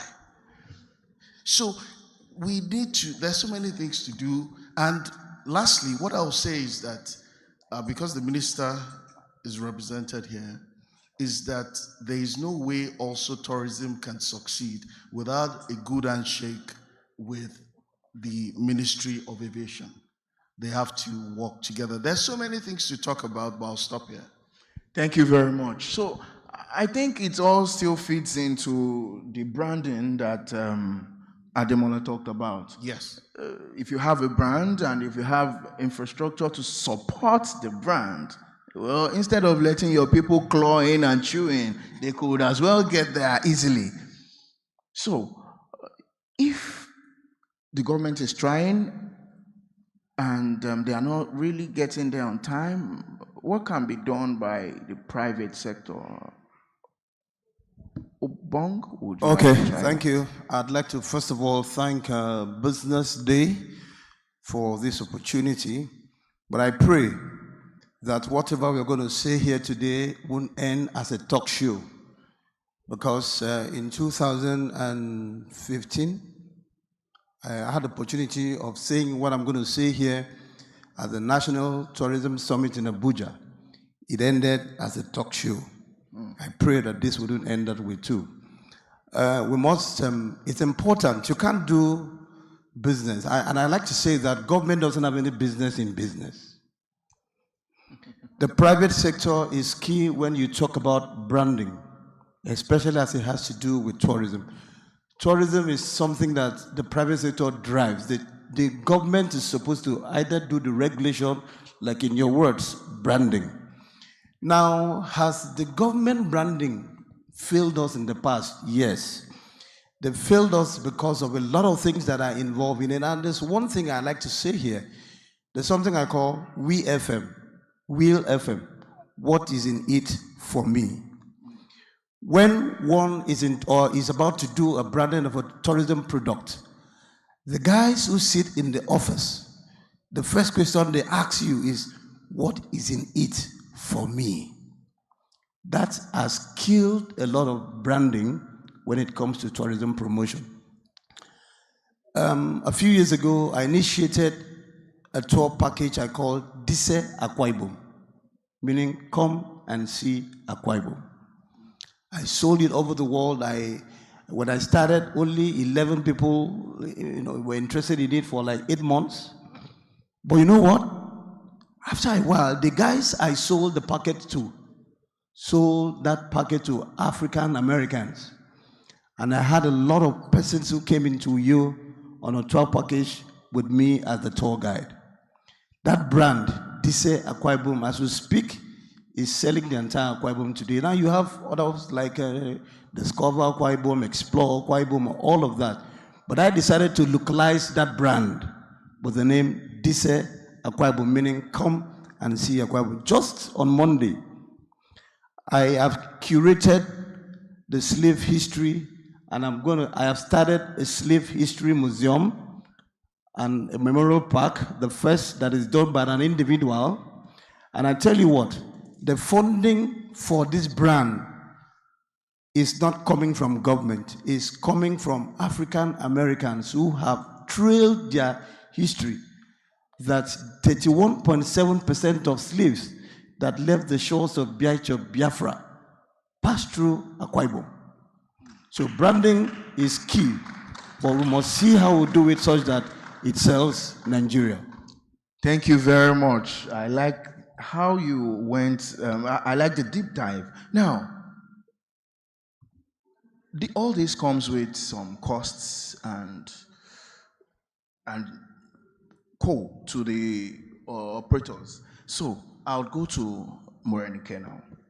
What are the biggest operational challenges that your sector, your restaurant, cafes, and what do they face? Let's say all this comes together now, and they need like the mortar to bring them all together. So what are some of the biggest challenges there, and how do you see them going away? What strategies?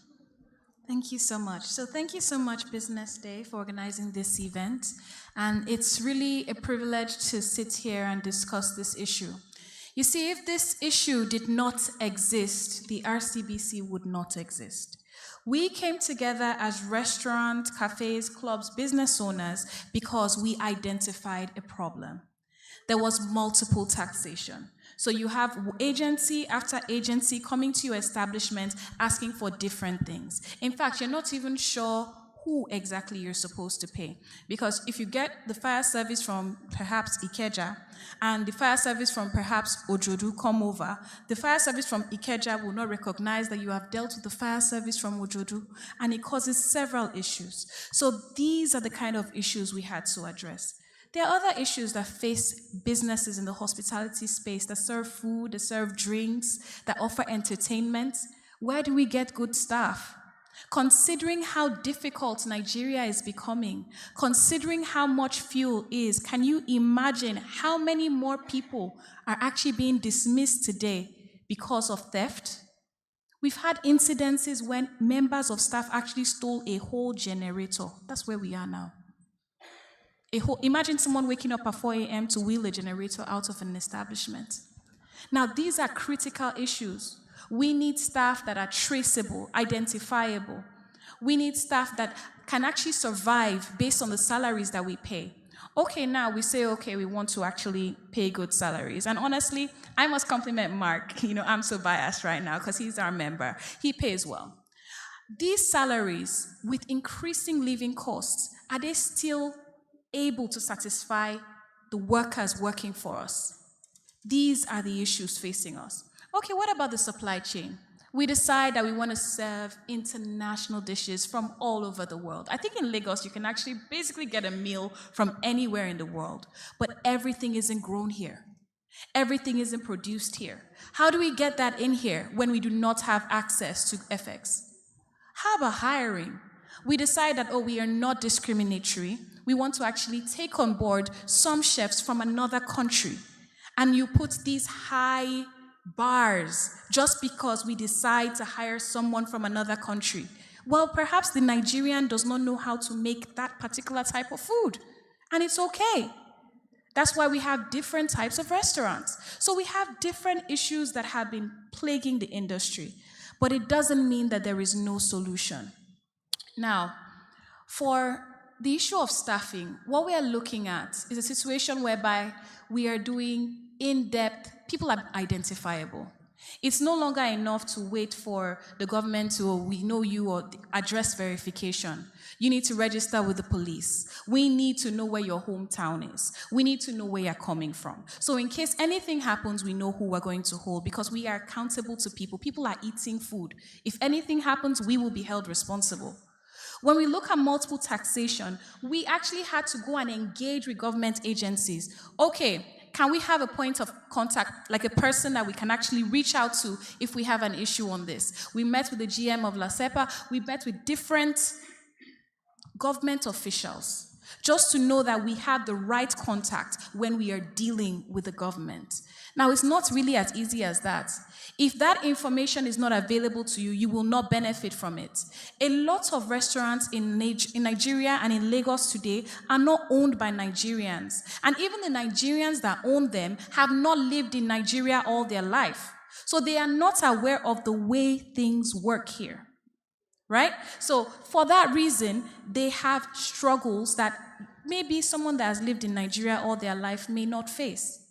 And this is why the government, actually, the last time we met with Lagos State, they were trying to create a harmonized platform where all the taxes could actually be accessed and dealt with in one place. And those are the kind of initiatives that we need to solve the kind of problems that we're facing. And when we look at when we're trying to hire and bring in people from outside of the country, I feel that there needs to be a bit of a case-by-case basis analysis of situations. When policies are created, you need to look at industries specifically, not just create a blanket rule that therefore from now on, if anyone comes in and the person is not Nigerian, you must pay blah, blah, blah, blah, blah amount. No. There are smaller businesses that need to accommodate international workers and do not have to go through that kind of hurdle. You are limiting what we can produce here. And more or less, we need to open our minds and understand that we should expect the same grace. We should give the same grace we are hoping to get when we move to another country. We should treat people the way we want to be treated when we go to another country. And we should do business without limitations. So, yeah, thank you, Monica. I can see it's, yes, I can see the passion. Now we have seen the issues raised. We have actually all agreed that it is really, the problem is really not infrastructure, but I can still call all the things we have raised infrastructure because I would, just like we have stomach infrastructure, we can have branding infrastructure, if you allow me to say that. So, I'm coming back to Ademola now. It looks like the problems are all over the place. So how can it be brought together so that there will be a kind of sustainable solution, and the tourism industry, the things we do, the different people trying to solve different problems, how can everything be brought together so that it becomes a total package and everything becomes seamless? Okay, so I'm a very functional person. I'm very practical. I don't do theories. So we have to change the messaging. We have to change the messaging. Give an example. Every island country in the world always says the same thing. We have the nicest beach in the world. Doesn't matter if you go to Tahiti, go to Jamaica, go to St. Lucia, even come to Hawaii. They all say the same thing. We have the nicest coastline in the world. They cannot all be true. They cannot all be correct. They cannot all have nicest coastlines. So what I would say to my clients is this. Listen, it's a crowded field. Tourism is a crowded field. For any latecomers, I feel for you. Nigeria is a latecomer to this big thing. No fault of anyone, it was just ignored. And this is what I say to them.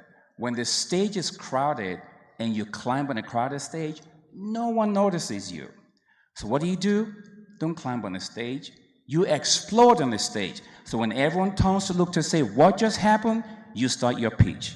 You sell as aggressive and as hard as you can, because if they look away from you, you're back to square one. So you start with a message. What do I mean by messaging? In a case like Nigeria, it has to be silos. We have to do silo project. What do I mean by that? Remember, Nigeria has no brand. It has a reputation. A couple of months ago, they had a festival here. I think the Judoba Festival, which the whole world is actually beginning to talk about. First, Nigerians talked about it. Now the rest of the world is talking about it. That's an example of one project. What do? You push that project as hard as I can, because that's you exploding on the stage. That's your moment. You push it very hard, as aggressive as you can. And when they start to turn to look at you, you begin to milk it. So literally, that's an example of what we mean by silos. You can't give what you don't have. You can't take people to where you haven't been to. So you literally have to look at this project this way. And as I said, you start by creating a brand and change the message. So what happens is this. You tell people, I'm not asking you to go to Nigeria. I'm asking you to go to the Judoba Festival. But to get there, you have to go to Nigeria. That's changing the message. Remember, Nigeria has no brand. It has a reputation. When you have several of these silo projects going on well, guess what happens? You begin to launder the image of Nigeria in a positive way. When people say, oh, I'm going to that festival. Oh, you have to get a Nigerian visa. Okay, I'll get a visa, but I'm going to that festival. So before you know it, people are coming to this event in Nigeria, not necessarily to Nigeria. But of course, the truth is they end up coming where? To Nigeria. Thank you so much. Thank you very much. So, we have to do more of the silo projects and more of what Ubong does. Now, how? Let me go to Sheyi before I come here. So, how do you think private sector can now come in here and bring this together? Okay, I'll speak from the aviation sector. And the starting point has to be, how can the private sector, which in this instance, the private airline, take BASA seriously and use that to attract people to Nigeria. And I'll use Airpeace as an example. When they went, you remember how much you were paying to travel to UK, for example, whereby we pay as much as $6,000, $7,000 on a premium flight, and economy about $4,000. You need to just convert that to Naira to know how much it is. But simply when Airpeace said they were going to take charge and they got that approval, the story changed. And that is one of the things we are benefiting today. So what that means that to encourage our tourism as much as possible, our private airline or domestic airlines have to take that opportunity. And to tell you how important this is, we're just moved out of category 1 from the United States. Not because our safety records are not good, because we waited about 4 years or thereabout. We could not fly one local flight, as in Nigerian flag carrier, to the US. So the starting point has to be, we have to use that bilateral air services agreement. And we need government. Anyone that tells you that we don't need government is not saying the truth. we actually need the government, because when you want to talk about bilateral air services agreement, it is between country to country. And every other airline or persons will leverage on that bilateral air services agreement. So I start with that.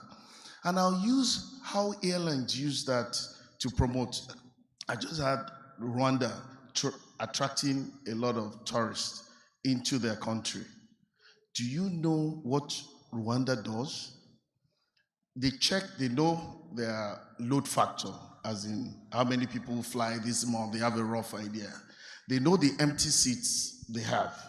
Do you know they go to targeted places where you have maybe young guys, Gen Zs, and such like, who they believe are content creators, and said, okay, we want to do something, we are doing something.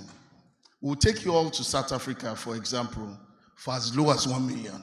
You can stop over in Rwanda, spend 2-3 days, and it's the same fare. And people are going there. As I'm talking to you now, there are so many Nigerians in South Africa now via Rwanda to take that opportunity, mostly Gen Zs. Qatar is doing the same thing. They push people, Nigerians, now to Vietnam. But they tell you now that you can stay in Qatar. There is the same fare if you want to go to. So there is a collaboration between Vietnam, Qatar, and our Nigerian market. Do you believe that Nigerians, mostly Gen Zs, are going to Lebanon despite the bombings there? Because some Qatar, I think, has also drawn a part. You stay in Qatar and you have the opportunity to go to Lebanon. These things are happening on the ground. If you go deep down, you understand this thing. But we cannot do the reverse because we are not taking charge of the bilateral air services agreement based on our own lens to promote Nigeria, to showcase Nigeria. And nobody is going to make money for us. We have to make the money ourselves. And lastly, let me close with this. I travel a lot of places because of the nature of my work, freight forwarding, custom clearing. And everywhere I go, when I meet Brazilians, they tell me they must come to Nigeria in their lifetime. Why? They said they must go to their ancestral home. I said, where is this ancestral home? They say, Obaluaye. And I think it's in Ogun State. Do you know the number of Brazilians that are craving to come to their heritage center? Has the Ogun State government ever promoted this? So let me stop there. Thank you very much. I would, to the government, don't leave money on the table. Please, Mr. Obong. Sorry, just before he says that, remember the example about honey and the warehouse and the flour? Yes. That's what he just talked about, the Brazilians. Who invited them to come? No one. Where's the infrastructure? None. But they got themselves to Ocean State. That's why I say there has to be a radical approach to how we look at this thing, not the textbook way. But thanks for sharing that. Thank you so much. Thanks. So, how do you weigh in on this? Or what strategies, what initiatives can be put in place to milk these ideas? Basically, let me just tool from what he has said. Let me tell all of you sitting in this room today, the biggest market we have in the world is Nigeria. And the number of persons that leave this town every day outside this country is humongous. We haven't tapped from that market. A friend of mine, the immediate past minister of tourism in Tanzania, told me something. He said 140 million plus people, if they talk good about Nigeria, more than 360 million people will come to Nigeria. Imagine all of us in this room now, say for instance we are 200, and we just say, hey, Eco Hotel is the best place to stay.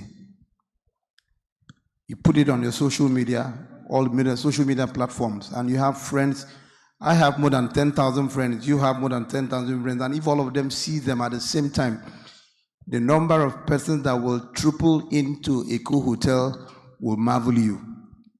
What does that mean? The negative branding we have given Nigeria over time has made Nigeria what it is today.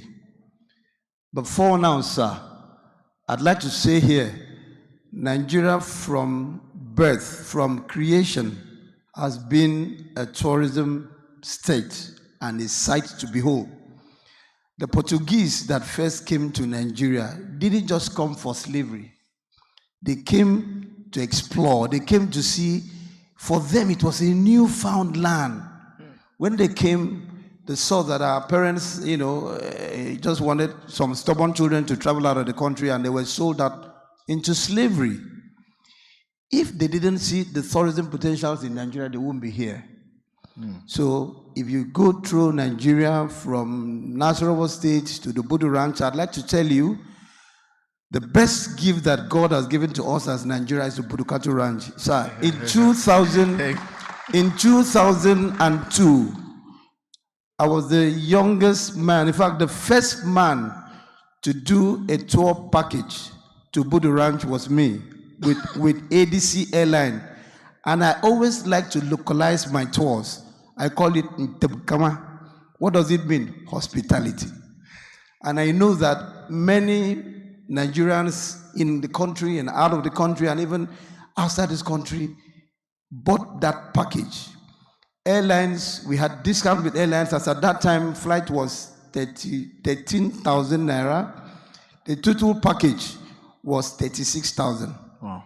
You could fly into Calabar Airport and I'll take you to the ranch for 2 nights and you return for 36,000. We need to rebrand Nigeria. We need to localize our brand. We just talked about the Ojo Festival. That is one festival, very infinitesimal, of the 774 local governments we have in Nigeria. Yeah. Sir, I always do not like to talk about tourism because government has paid lip service to the business of tourism. This is the only industry that is the highest employer of labor. They will get the attention. Before we go there, the ministry, now they have left. We need, seriously, if we must unlock the potentials that are in tourism, we must rebrand Nigeria. We must change the perception that even we Nigerians have for ourselves. If you ask you sitting there, how many tourist sites have you visited in Lagos? We will not count it finish. Okay, now you know. Thank you very much. Thank you very, very much. I'll come back to you for the pronunciation of that last one. I'll come back. So, lastly, my last question, and it's going to Morenike. How can the food and drink come together and strengthen the appeal of Nigeria, of the Nigeria brand, of that honey? How can we strengthen that appeal with what you do? Okay, so thank you so much for that question. First, I'll say that coming together is not as easy as it sounds. Very, very simply. Yes, it's easy to say come together, but a lot of businesses do not want to come together. They consider themselves in fierce competition and decide that they'd rather stay on their own rather than come together. And usually, even where you do find people coming together, personal interests, egos, do not allow one giant organization to operate. When you get a giant organization, you have politics. So at the end of the day, you see, I think that when you want to solve a problem, what you do is you create what you can, you deal with what you can control. And that's what we've done with RCBC. So we're a group of people that understand the problems we want to solve, and we will try and solve the problems we can solve. If everyone can take that initiative, I think we're going to see a positive solution. Thank you very much. So, we'll be stopping here. We should have Q&A. And okay, we can quickly take we can take two questions. So I have the two people, one to the right and one to the left here. Mike?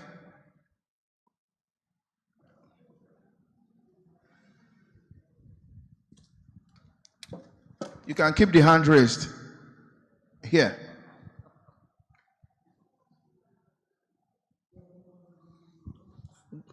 Good afternoon. My name is Kainde Oluwafunsho. I promote international travels and tourism. Yes, I'm so glad to be here today. Because what we're here today to do is to be able to, position Nigeria to be able to gain what is going on in the world. Tourism is growing at a very alarming rate. According to the data, statistics, facts, and truth by the World Tourism Organization, but Nigeria is lagging behind. I don't agree with what that man in white has said. Our woe or challenge or problem is not the image. America has the highest numbers of crime in the world, and America attracts international visitors and tourists annually. Our woe, challenge, and problem is the oil, the black gold. I'm telling you, we need to focus what we have. It is true that we have most beautiful tourist destinations, but what are we doing? What is our leaders, government doing? Their focus is not on travels and tourism. They are not here. They are not serious about it. And I will tell you why. International flights are getting to anywhere in the whole world. We must be serious with what we are doing. We must define what we want from this industry. We must get serious. Badagry is known all over the world because it is a slave route, the door of no return. But Badagry... Can you please ask the question? Okay, my question is, what do we really want in the tourism industry? How can we get the gain, development, advancement, the growth that has been experienced in nations that are serious about this industry? Thank you. Thank you.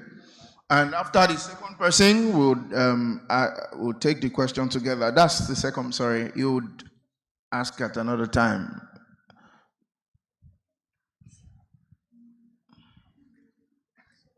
Please make it very brief. 60 seconds or less. Good afternoon, everybody. My name is Mr. Lawal Wasiulekon. I am tour guide of Lagos. I'm one of those tour guide that bring in guests from different parts of the world to showcase what we have. And first of all, I want to talk about the branding before I proceed to my questions, because you've used 20 seconds. Okay, so we need branding. We need more of this branding, and I'm one of these positive one that I'm always spreading the news. Come to Lagos, come to Nigeria. You can follow me on IG. So talking about the question, we need more of partnership between, as a tour guide now, I don't know where I'm going to partner, who I'm going to partner with, which association or business to partner with. And most of these, our tourism infrastructures, go to the national museums, they need more upgrading. You know, I went to Bedefo Island, point of no return. The question is, we need more partnership between the federal government and also the private sector, you know, to work with the tourism and the tour guide personnel, you know. Thank you. Thank you very much. Thank you very much. I just want to answer to what I'm confused. None there are two. Okay. Sorry, sir. When I talked about perception is vague, is big. Government, we need to have the political will of government. Political will is critically important to grow tourism. Every government has its policy trust. If the policy thrust of this government is not to grow tourism, then you will not see it. But we must, as a people in this room today, agree through a communique which will be sent to the minister, sent to the president of Nigeria, that our industry is not thriving because of the lack of political will. If the president, as the driver, is sitting in the front of the car and the passengers are tourism pro and is not driving to a destination, we are not going anywhere. The driver of the seat must be a tourism pro. The passengers must also be tourism pro. With the political will, sir, Nigeria, yourself, myself, will be putting money on our table every 1 seconds. Thank you. Ademola wants to react to that in 60 seconds. Okay. So very quickly to the gentleman out there. Hi, the gentleman with blue tie. When you said America has one of the highest rates of days, you have some facts there. I live in California. I live in California 31 years. But you're missing the point. What do you think Hollywood is about? That's serious branding. That's incredible branding. All the TV shows, that's branding. So there's a big part of branding. To the gentleman asking about partnership and stuff, if we get the branding side right, if we get it right, everything else falls into place. Remember, we talked about guys in Brazil just wanting to come. Listen, the industry is huge. If we break it a little segment, there's just no connection point. If you have enough people out there and we have a branding right, it will thrive. So you don't have to worry about who do we partner with. That will come as well. I heard about this Jara Resort, which I haven't been to. I hope I get to go to before I leave town. But that's your partner right there. You ought to have a destination. You just have to connect to the people coming in and take them over there. So the ecosystem is already there. We just have to connect the dots. Thanks so much. Thank you very much. Thank you, everyone. Thank you, Ubong. Thank you, Shei. Thank you, Demola. Thank you, Morenike. It's been a very nice time. The conversation continues on businessday.ng on all platforms, all social media platforms. Thank you. Thank you very much. Nice. Please stay behind for quick photographs. Thank you.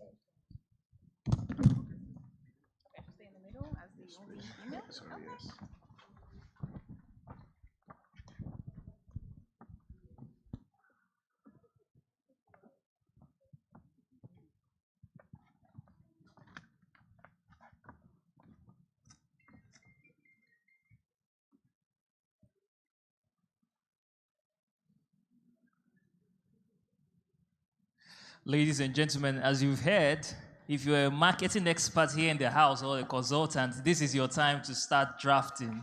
This is your time to start pitching to the federal government and to brands out here, taking advantage of the opportunity. And networking, of course, network. Because these men that are here, that have just been on stage, they are very high-profile human beings. And exactly, they can recommend, you can glean a lot from them, and you can pitch effortlessly to the right people that need this knowledge, especially right now, the Ministry of Tourism and the federal government.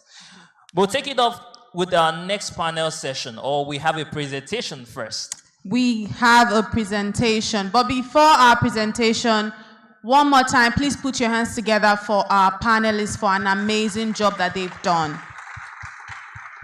Thank you very much. Our next presentation is going to be given to us by the co-founder and the managing partner of Little Company. Now, a quick story about Little Company. It's owned by Mark Slade, and Little Company is a Nigerian family-run hospitality business, and they're the owners of Jara Beach, which we've attested to be the best resort in Lagos. I didn't say it.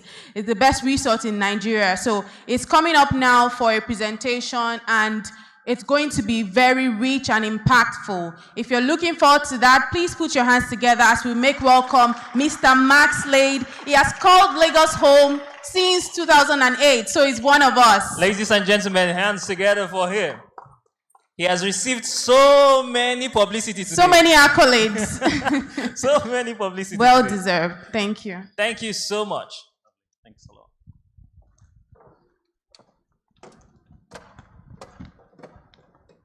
Good afternoon, everyone. Thank you for having me. This is a brief presentation, I'm going to tell you a story, and the story is Jarrah Beach Resort, the story so far. Oh, it works. A big thanks first to Business Day, of course, for putting on this wonderful event, and of course to all the distinguished guests, both government and private, and some wonderful guests who I've met today. I'd also like to thank Patience for putting my rectangular presentation on a square screen, so I'm winning already. So Little Company Nigeria Limited, a family hospitality business starting small with big ambitions. We own the two brands, Jarrah Beach Resort and LCNL Academy.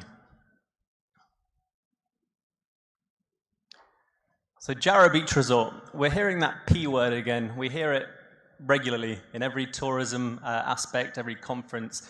The P word is potential. So Nigeria's tourism potential, but for Jarrah Beach Resort, it's unlocked. Co-founders is myself, Mark Slade, and my wonderful wife, Millie, who you'll see on the front row here. Former private aviation flight attendant for 17 years with a passion for quality international hospitality. Alongside myself, as rightly said by Elizabeth, I've been here for 16 years, calling Lagos home since 2008. So of course I am British, but perhaps British Nigerian at this point. My former role was with Ringier, headquartered in Zurich. One of the key brands that I managed across multiple countries in Africa was Pulse, which is a news and entertainment platform, along with a digital outlet called RDM. So the story starts in 2016. Family and beach life in a place called Little Zanzibar. So this wonderful rustic bamboo beach hut was created by myself and Millie for our own weekend enjoyment. This was a year after we met and a year before we got married. We used to welcome our friends and family to have wonderful barbecues, time in the pool, and barbecuing prawns from the local cellar. It became so popular that we would offer it to the public as well to have their own beach days as well. Then fast forward 3 years, after many years of enjoyment and lots of wonderful weekends at Little Zanzibar, Millie and I were strolling along the beach. I tell this story a lot, and it's also documented in our living room at the resort as well. One weekend afternoon, 5 minutes away from Little Zanzibar, and we saw this property, as you see it on the screen today.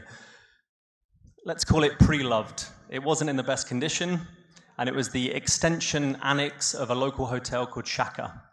And as we looked at this hotel, it was one of those light bulb moments. We looked at each other and we said, this could be interesting. So we made an inquiry, and in a pretty record time, inside about a month or two, with lawyers exchanging details, we purchased this property. At the time, it was about 3,000 square meters, and as you see, this is the main house, the beachfront, and what was left of the gazebo at the time.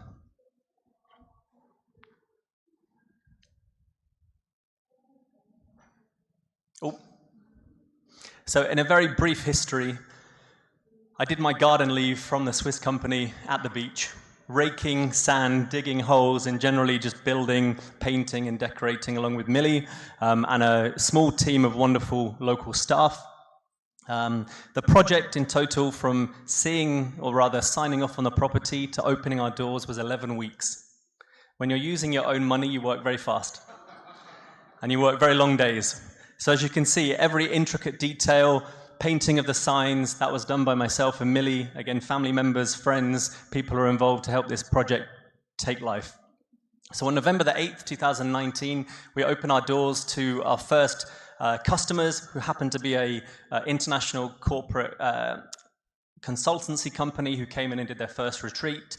On the evening, we had some rooms booked. So even during the consultancy visit, we were running around the rooms, tidying the rooms, fixing any plumbing issues, etc. And this was 11 weeks before COVID. So we operated initially from November through the Christmas period, learning a lot, having a lot of fun, and producing what is Jarrah Beach Resort. 11 weeks later, we were closed for around the same period. And then we doubled down on Instagram. Again, when you're funding your own business and your life depends on it, it's very important that it's a success. So between 2020, March, April time until June, July, we were telling everyone in Lagos and Nigeria, come and visit Jara when things open back up. And because we were only 6 rooms, we did that pretty quickly and a lot quicker than a lot of the other mainstream bigger hotels. When we did do that, we were fully booked for 6 months. Every of the 6 rooms, each of the 6 rooms for 6 months was fully blocked. So that in itself provided us some challenges. The fact that we had no one to upgrade or a spare room to move to. But this in 2020 is when we opened our cabins, 7 to 9. The beauty of this is that we had a space that we built from scratch versus taking over an existing building. A year later, in December, we opened our beachfront villas, number 10 and 11. 2022 April was the lofts, 12A and 12B. And then in December of last year, we opened rooms 14 to 17, which is our studios, bringing a total of 17 rooms for Jara Beach Resort. So Nigeria's premier award-winning all-inclusive food and drink beach experience, open to pre-booked visitors only, 17 stunning ensuite rooms and day pass visits, the ultimate escape just 50 kilometers by road from Lekki Phase 1. You'll notice we use the distance and not the time because this is Lagos. Sometimes it can be an hour, sometimes it can be more, but perhaps it's still quicker than flying abroad. And this, as it looks today, is our beautiful beach resort, Jara. But how did we get there? This is not an easy thing, and this is where the story sort of begins. Our guiding principles and how we started initially, and I think probably the most proud element over the next couple of slides is the foundations that we built on, that we remain consistent over the following years. So our guiding principles is guest experience. Absolutely everything we do is about the guest. From the entrance, from the initial inquiry, from their online experience, for the way they interact with our staff members, to when they enter, to when they're met by the gate man, everything is about the guest. And then we have the 3 C's. These are actually copied and pasted from our staff manual and have remained consistent since inception. Communication, everything can be solved and achieved by great communication. Every one of our staff has a smartphone, everyone's on Wi-Fi, everyone has no excuse not to be on WhatsApp. Consideration is ultimately the essence of hospitality. I'm not here to talk about, obviously, government and other challenges or other aspects or stakeholders of our business, but hospitality in general is ultimately within you. If you're somebody that likes to open a door for someone or pull out a chair or make an extra special experience, then you're in the right industry. Consistency, and this is the key as well. And we talked, I think I heard Ademola speaking on the previous panel, a lot about branding. Branding is the key to branding, from my experience, is consistency. So once we kick off that initiative, how do we continually keep that brand consistent, whether it's Nigeria or for us, Jara Beach Resort? And when I talk about sort of the pride of the foundations of our business and consistency, this slide and these icons have been the same on our website and in our staff manual since 2019. So you'll see here a great focus on food, an all-inclusive experience, fantastic drinks, a snack station, so if you're feeling hungry throughout your stay, you can go and help yourself. And it comes back to little Zanzibar. What was the problem we were solving? We didn't want to leave. We had some adventures on a night, sleeping inside of a bamboo shack. Wasn't the most comfortable. It was very hot. Millie used to have a bread knife under her pillow, but it wasn't necessary. Aleko is an extremely safe and lovely place. However, it came down to how can we sleep over comfortably and extend this beach fun. So these are all the bits we put in place. So from free Wi-Fi, in-room multimedia, a personal concierge to attend to every request. We don't hire waiters and waitresses, we hire concierges. A lovely swimming pool, activities, fire pit, security of course, and more recently we added a gym as well.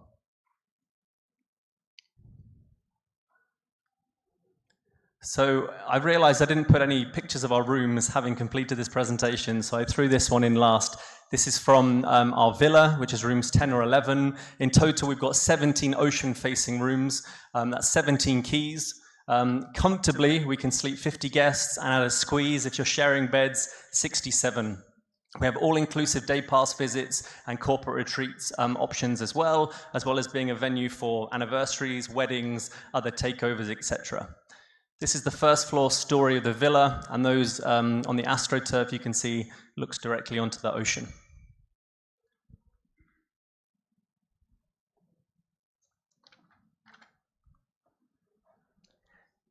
Here's a quick cross-reference of our food. So we get many inquiries. The fact that we're a beach resort, we get many inquiries, whether it's Instagram or elsewhere, thinking we're a beach house. There are some lovely beach houses in the city, but I tell people that we work far too hard to be called a beach house. So we have a fantastic team of kitchen staff. I think our team at the moment is about 15, producing beautiful Nigerian and international cuisine alike, from a la carte to buffets, barbecues, etc. And probably one of the best full English breakfasts you can have in Lagos. A great kids menu. Again, a quick overview of the depth and the quality and the variety of the food that we offer. Eat, drink, repeat is our slogan. It's on the back of our staff t-shirts, and you'll see it everywhere. It's about an indulgent experience and about an opportunity to have a vacation, a staycation in Lagos with an international standard. So you can see a range of our cocktails, and this is a concierge who'll be attending to his guests on the terrace. We proudly offer as many Nigerian-made products as possible. So you'll see a selection of these on the screen. We've got a sign at our snack station. If you are aware of a brand that we're not holding or stocking, then please let us know, because we try pretty quickly to get them on the shelves. Where we can't do local products, we do best in breed, best in class, which you'll see there as well. And the beauty of the snack station, whether it's a day pass or an overnight experience, you just help yourself. So no additional cost. And people seem to like that a lot. And when I mention international quality, at 4:30 every day is tuck shop time. There's an announcement on the PA, and guests are encouraged to walk towards the tuck shop window, and we proudly serve Magnum ice cream as an example of the quality that you can enjoy. And again, it's included within your stay. We've got a big focus on tech and have done since we've opened. We're actually currently using the 3rd version of our tech system, and we're currently developing our 4th. Our business keeps evolving, and we're not in a position to buy anything off the shelf. But this, again, is a big focus on allowing customers to individually curate their experience with us. So they can go onto the site, pick from available rooms, add in any extras, and complete their booking completely online. This is a system called Sabis. So for anyone who's been to Jarrah Beach Resort, you may have experienced a message prior to your arrival from our guest services team, where the team will message out a unique pin and a link to Sabis to allow you to order your lunch. So even if you're coming along the expressway, you might have an hour or two visit. You can pick from our menu, get into holiday spirit, and when you arrive, your meal will be served to perfection in your chosen location, at your preferred spice level, at your preferred time. So this is our internally built system called Sabis. I don't know if I'm doing this or if these guys are doing this.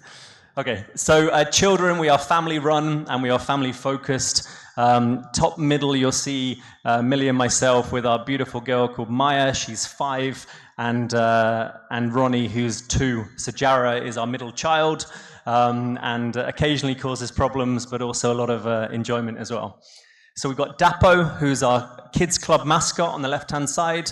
You'll also see him middle top. We provide a range of experiences. It's the E word that we focus on always. So this is the treasure hunt for the little ones, where they get a prize once they've gone around the internal space of Jarrah and have chosen all the correct words from the signages.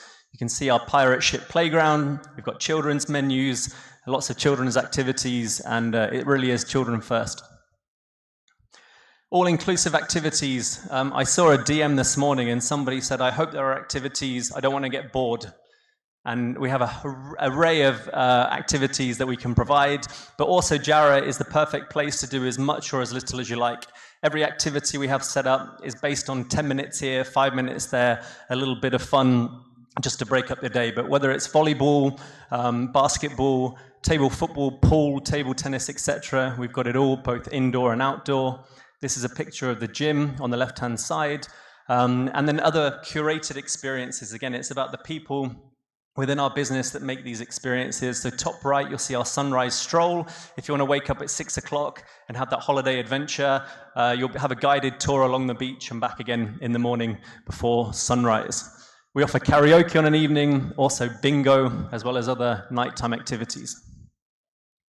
Premium activities include adore and tie-dye making as well. So these are opportunities to put extra experiences within your booking, horse riding, and of course DIY painting has been a big hit as well. An evening ambience like no other. So this is one of our sunset picnics on an evening. For those travelers and tour people among you, you'll probably know authentic traveler Chris and his now wife Adenike. They've been big fans of Jara, and I've recently learned on her social media that this very spot was where they had their first kiss. And on the right-hand side, you'll see some examples of proposals. And as it stands after 4 and a bit more than a half years, nobody said no at Jara, as far as we're aware so far. So we've had almost 30 out of 30 yes for will you marry me questions. This is a recent installation of our nighttime movie, fully licensed with AVRS compliance. It's our movie Under the Stars Night, and it really is exceptionally special. An opportunity from around 8:30, 9 o'clock to sit on a beanbag, eat some popcorn, and watch your latest movie. And the fire pit has been something that we've opened since inception, 9 o'clock. You'll notice the timings. I didn't put the schedule here, but we run like clockwork. Everything happens consistently on a daily basis, and the fire pit really does produce an amazing ambience, a nice opportunity to sip a glass of wine, be served alcohol until midnight, enjoy your own group, but also make new friends as well. The fire pit has been a really great place where lots of people have got to connect, network, make new friends, etc. So what's the secret sauce? It's been mentioned a couple of times today already, but absolutely no doubt the people within our business. So as you can see here, we're about 50 plus staff, and this is a day in, day out, non-stop effort with our team to carry the vision and to carry the effort and the energy that's required to allow people to come in and have a wonderful experience with us. I mentioned at the start we were about 11 or 12 staff, and today we're at 50 plus. As we've added rooms, we've added infrastructure, added staff members, and this is our team. But every 3 months minimum, we do a complete shutdown. We do a training and maintenance day. Our next one's next week. An opportunity for our team to come into the gazebo. We do departmental breakout sessions, but also full team trainings. Quizzes, competitions, opportunity to win prizes, but just again, reaffirm and reinstate the Jara standard. So everything we do is to Jara standard. And this is Millie, I think, running and probably the raffle or competition at the end of the day. So this became such an inherent backbone of our business. We actually were having requests to train other companies and other organizations. So at the end of last year, or Q4 as it were, September 2023, we established a physical customer-centric training school for all sectors, led by experienced trainers, which is primarily myself and Millie, but adapting the ethos and the training system that we have internally, but for external companies as well. We've had 100% satisfaction ratings from our attendees, and now we're actually doing more trainings directly with clients on site for their own staff members. A little bit of a backstory. We've launched in September 23. We've had almost 200 participants. We've actually offered 5 different courses using other subject matter experts who have run the courses as well. And we've successfully completed 14 of these courses so far. And trusted by probably every logo and brand you might think of, primarily in the island. So these are all the companies that instantly, through the nature of RCBC and General Managers Association, every one of these companies has either sent employees or we've been to their venue to do training. So back to what Jara Beach. Why is it so special? So we offer curated experiences. I mentioned this at the very start. During our booking system, and the opportunity to create special moments and special memories. So whether it's room decor on arrival, the floating tray breakfast, I think we were the first venue in the country to offer that. We're no longer the only one, but we were definitely the first to do it. And this is still liked and enjoyed to this day. We've got an on-site spa with a full-time masseuse. So again, we're more than a beach house. More further memories. This is an example set up in the day for easier viewing, but this is our beachside dining, available for lunch primarily and dinner, right next to the ocean. So this is a place called Horizon, which is above the grill area next to the terrace, and an opportunity to just take yourselves away even more privately and dine right next to the ocean. So responsible hospitality, this also kind of makes us a little bit different, and from day one we've been trying to do things as ethically and correctly as possible. We still buy a lot of diesel and we still run a lot of generators, as is the expectation, but one thing, we are completely off grid and have been since day one, not a single bit of PHCN. But you can see here on the right side as well some visuals of being responsible and covering that, and that's back to the snack station. But recycling, solar panels, rainwater recycling, which is primarily used for the plants, occasionally the foot baths, solar water tank heating, inverter technology, and wind turbines as well. All of this requires a lot of investment, a lot of maintenance, a lot of replacing, but it's what gives the Jarrah experience. So I wasn't sure whether I'd include this or not, but there it is, compliance. It's another huge one from us and probably what sets us apart. This is a letter of appreciation from LIRS, and this is a letter of appreciation from FIRS. And thank you.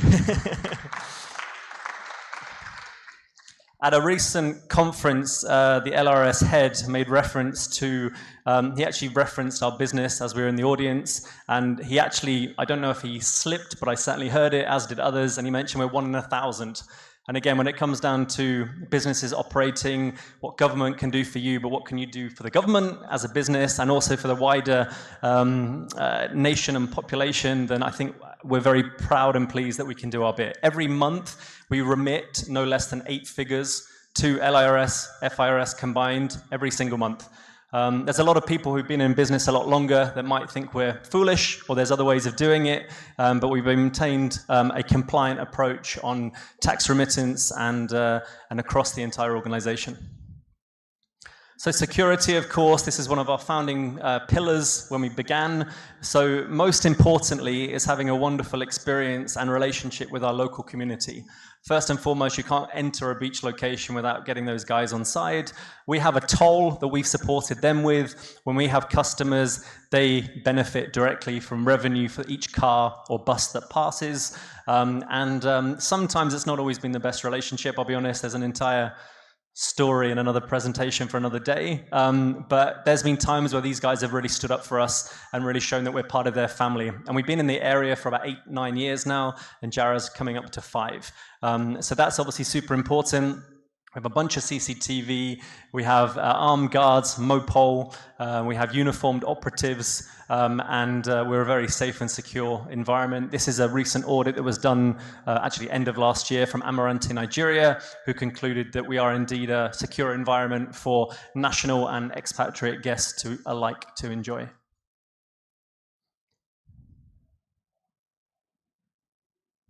Oh, sorry. Okay, sorry. So social media, again, this comes back to branding. I mentioned how we use this as a platform during COVID time. The beauty of this is that your customers instantly become advocates. We have an amazing array of content producers who come and enjoy their time. A video here on the right-hand side.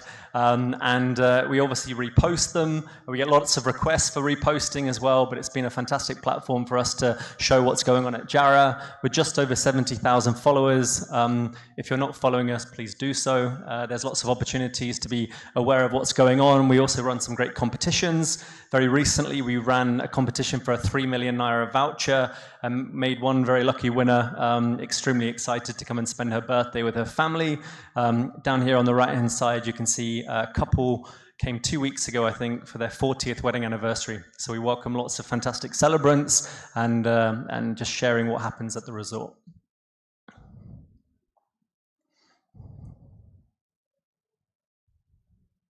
So it's a special year. I mentioned we established in 2019. And by God's grace, we will celebrate our 5th anniversary this November.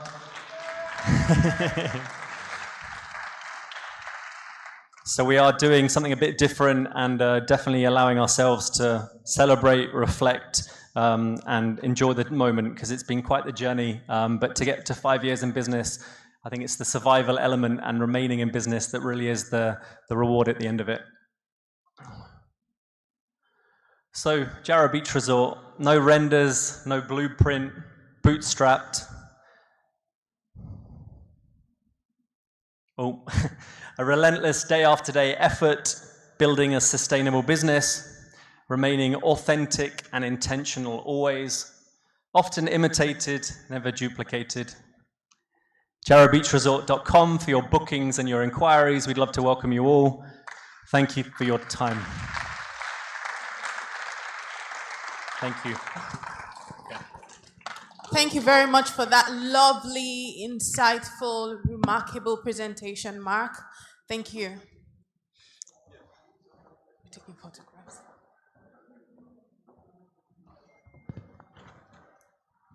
We just need to really thank Mark for sharing with us the Jarrah experience. I mean, it's a really beautiful one. And I say it's quite interesting that beyond even Mark himself, there's his wife, Millie Slade. Special recognition to you, ma'am. And also to everyone here who has also spoken well of Jarrah Beach. We're hitting the home run now. It's our second panel, and it's about empowering hotels, tour operators, and travel agencies for regulation, investment, and innovation. On this panel, we have our moderator, Mr. Andrew Okungbowa. He's the editor for travel and tourism at the New Telegraph newspaper. Please, let's hear it for Mark as he comes up, please. Thank you. And our beautiful panelists, which we know will do such an amazing job just as the ones before them. We have Mrs. Ime Udo. She's the Honorary Special Advisor on Culture and Tourism to the Executive Governor of Akwa Ibom State. We also have Salome Danjuma, the Food and Beverage Manager at the Wheat Baker Hotel.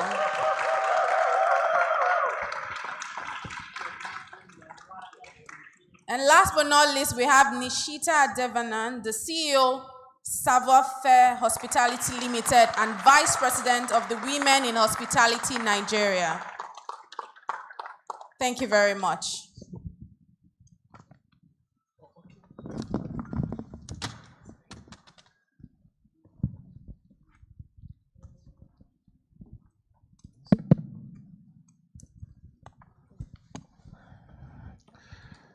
Good afternoon, ladies and gentlemen. And of course, once again, welcome to my panelists. I should say I'm blessed to have 3 women with me on this panel. So it's a great pleasure. We'll be here for a long time, I know that. So I'll be told that we need to try and run through this. So I can show you that we're not going to waste your time. We just try and get quickly into it. We've said quite a lot today, right from the editor that came to open the session, and of course the minister, and then Mr. Paul, Mr. Slade also that has given us a very wonderful and impressive presentation. Thank you so much, Jarrah. So in all of this, there's a link in all, and we should try to go through that in terms of the regulations that binds all of this together. So if we have all of this we've talked about this afternoon, and we don't have that connected dot, the business will not be compact and it will be apart. So the regulation need to be at par in order to say that whatever other people are doing at their outfits, at the end of the day, we're able to have a way of guiding and measuring them.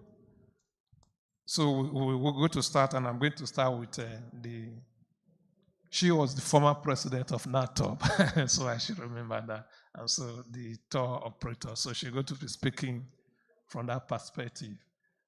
Luckily enough, we have others who also speak from different perspectives. So I'm sure Salome will talk from the cuisine aspect as it affects hospitality, while she probably also give us a general idea in terms of hospitality. But let's start with her. So in terms of the regulations and laws that affect businesses, so give us an idea where do we stand and what are some of the things we need to begin to put in place or we need to change from what we are presently. Yeah, thank you very much and good afternoon, everyone. It's a pleasure to be here. Thank you, Business Day. Before I answer your question, I just want to say, Mark, that was a beautiful presentation, and I hope you are looking at expanding beyond Lagos. We have the longest shoreline in Akwa Ibom State, white sand, and so our hands are we're open, to you if you choose to expand your business to Akwa Ibom State. Well, thank you very much. For regulations, yes, as industry players, it's important that we have policies, regulations, rules in place that guide what it is we do. I'm very happy right now that we have the Honorable Minister, reviewing the National Tourism Policy. And I think that will shortly, I think very soon, that will be announced and probably brought to the fore. But it's important that that is done, because without a national tourism policy, there is no guideline on where we are going to as Nigeria tourism. In the tourism the tourism policy will definitely guide us through every aspect of tourism. We'll touch everything about tourism, whether it's ecotourism, whether it's the tour operator, whether it's the hospitality industry, even to investment. How do we get in investors to invest, to come in and invest in our tourism in Nigeria? So it's important that that is done. So I think at least we're moving forward there. There's so many other regulations that should be put forward, especially with regard to maybe environmental laws, for instance, because we are also looking at ecotourism. I remember my state, we had a ravine that ravaged a particular area for many years, many years. But today, you have that ravine being turned into a world-class tourism and leisure park, which will be commissioned in December. So I think it's about intentionality, ensuring that these laws are put forward. Security, we need intentional regulations with security. I was listening to you and you talked about how you have enforced security around your resort. Now this is what you've done privately. And I can imagine that if laws are put in place to ensure that there's security, especially to grow and promote our tourism. I don't want to say too much because a lot more has been said here, but there has to be that intentionality, which government is doing. And I can say that where there's a will, there's always a way. Being in the industry, because I came from the industry, like private sector, like you all are, now in government, I see and know that where there is that understanding of tourism by, the government at the helm, then it makes the whole work easier.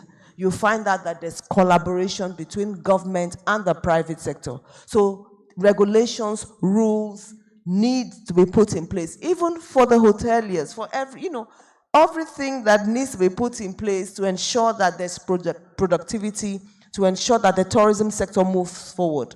You find that that will be done when there's that intentionality. And I think some of these things are just some things I think should be put forward.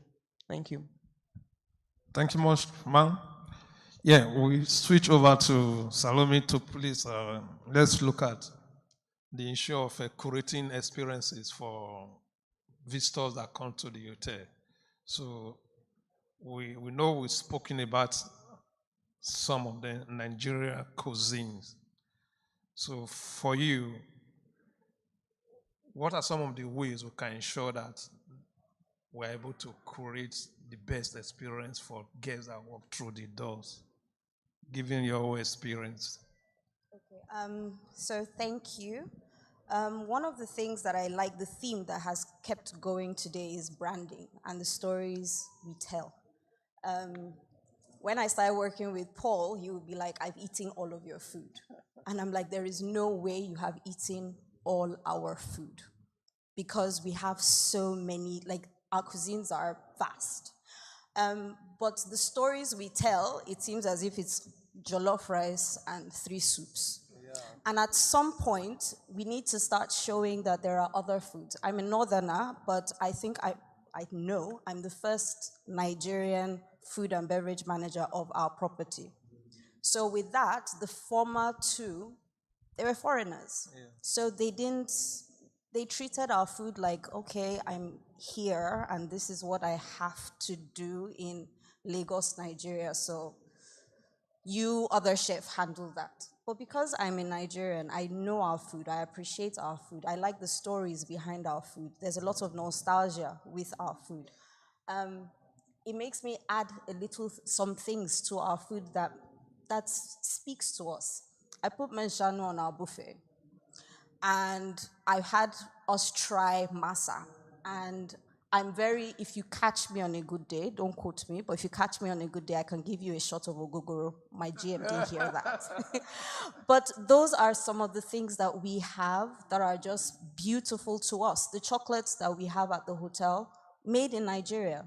So I love the things we have. I love the things that we can offer. But unless we have people that, one, know what we have, and two, can share it in a way that is presentable. I think sometimes the way even we present our food is a bit much. If someone just comes and their first experience of Nigeria is to see an intimidating plate of eba and semo and everything, it's intimidating. If you've never tried the food, it can be intimidating. That's why I'm a huge fan of Chef Michael from ITAN. Not tired of talking about him and his cuisine, because he took our food and made it so beautiful in its presentation and approachable, gave stories about it, it's just a beautiful all-round experience. So it's the same Nigeria food, but I can take my GM there. Less so, he might be less willing to follow me to a mama put. He's open, but can I have a business meeting in a mama put where it's maybe not the same? Yeah. So the elevatedness or showing elevation and showing that our food has taste, that is not just brushed and on a plate, that there is quality to who we are, there's quality to the foods we present, there is thought to our food, it's not just pepper. So all those things, it still boils down to who is saying our stories, and education does help. So I'm lucky because of the exposure I have, but I can't tell if many other people have those exposures. So exposure is something that could help. And now with social media, people are on their phones showing so much, so much. Everyone has a platform. You just open your phone and share, and the world is watching. So I think now there is an opportunity. I'm happy, privileged to be in a position where we can share those things, and I'm looking forward to all that we can keep doing with that. Thank you so much, Salome, for that. Yeah, I come to you, man. Let's look at you and women in hospitality. So we're going to look at it from that aspect when we look at regulations and policy and how we can innovate. So share your experience with us. How do we make it more inclusive? How do we address that to see that women sit on the front row, not at the back row? So I would say, equal pay, gender equality is a global issue. It's not only here. I was reading an article a couple of weeks ago that said there's a 45% disparity in pay in terms of men and women in Nigeria. I'm not going to get into too much of that, but I also do believe that there should be transparency in terms of career growth for women in this space. Women and also men actually need to know what kinds of careers they can get within the industry. What are the opportunities, the open opportunities available for them? How can I grow from a waiter to a restaurant manager within a year or 2 years or 5 years? What is the growth for me? So I think those are some of the issues that are currently being faced, and that those are the challenges that women are facing within the industry. So also introducing better or more mentorship programs, introducing a form of endorsement by the industry, for SMEs, investment opportunities for women who have SMEs or who are working in the tourism sector or hospitality sector. I think these are the challenges that we're currently facing and some of the solutions that we can implement. Thank you so much. So I'll come back again to Ms. Mehudo. Let's now begin to look at, when we look at these operations, how do we now begin to forge that partnership that can work between the private and the public? How do we tweak that to ensure that innovations are brought into it? Because now we're in the era of, change. AI is coming to play and a lot. So how do private and public sit together to innovate, to be able to push the tourism sector forward? Yeah, thank you. I listened to the last panel, and just like you said, there were so many things that were resonating. For me, I think the issue, we need to, change our, we need to, I think Ademola, right? That's your name, Ademola, yes. He was saying that we need to change the narrative, change the story. I think we need to change, what we've been saying and what we think should be. We always assume that, yes, government should, provide the infrastructure necessary for tourism development. Private sector should do the business of tourism. Fantastic, and I agree. But you see, we're still talking about the same thing. We're still saying the same thing now, and everywhere you go, we're still saying this. I think we need to change that. We need to come in, there needs to be some collaborative partnership, collaborative funding, where you find government and private sector collaborating to fund or to invest in tourism. So it's a question where the private sector has a stake, government has a stake. I'm thinking if that happens, you would see commitment from both ends. There will be the interest to protect each person's investment in that particular project. I think we need to move there, and that way you will find much more investors interested in investing in the tourism sector, rather than us just wait for government to do everything. I agree, there are a lot of, like we know, tourism is capital intensive. There are a lot of huge projects that should be done in tourism to promote destinations. You could embark on any kind of project, theme parks, big resorts. Yours is just, a 17-room, small resort, But then, like I said, we have the longest coastline in West Africa, 129 kilometers. It's lying down there, white beach, beautiful scenery. What kind of world-class resort can we have there to bring many more people? It will take a lot of funding. But you see, a lot of investors are weary. How do I protect my investment? What will be my ROI? And things like that. But when we have that collaboration come, whether it's even in transportation sector, when you want to do, I think somebody mentioned buses or something like that, doing, yes, we should have things like that. So I think we need to begin to talk about collaborative funding, the government and the private sector, partnering to fund tourism projects in Nigeria. I believe when we begin to do that, we will see a lot of progress and a lot of development in our tourism in Nigeria. We'll be able to see government. Ubong was talking about the willpower of government. Government has paid lip service. I think it's a situation where someone is waiting for the order and the other is waiting for the order. I think we now need to move on and see what we can do. Somebody said government has no business in business. To an extent, I agree. But then you think about it. Government is spending so much money to do something, in a particular project. You want to ensure that whatever investment you put there is protected and that you get the relevant outcome from whatever investment you put in there. How are you sure that will happen? Sometimes that's where there's the dragging of the feet. So I think when, you know as government that whatever money I put in a particular project will actually have the necessary impact I desire to see as government. I think that will motivate government to do that, especially when you know, like you said, government tourism is the largest employer of labor, and it is affiliated with every other sector. When you're talking about tourism, you're talking about sports tourism, you're talking about educational tourism, you're talking about medical tourism, you're talking about business, you're talking about health tourism. So it's vast. So invariably, you're impacting a lot of sectors through the investment you put in tourism. So I think we need to change the narrative, just like he's saying. We need to be more proactive. Let us begin to move into collaborative funding, where government brings, the private sector brings, and then that way we ensure that there's protection of the investment, and then we begin to get an ROI on that investment. Thank you. Thank you so much. Emphasizing the fact that we really need to, it's like both private and public will be in our comfort zone.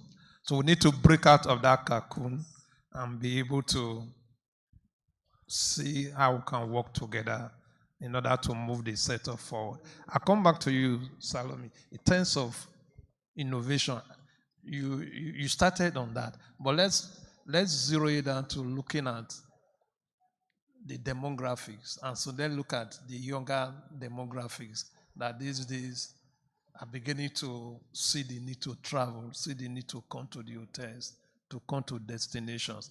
How do we now innovate our food presentation in order to be able to attract them? Like you talked about, people just know about the jollof, and I can bet you that most of these younger generations, they are not freaked out by that.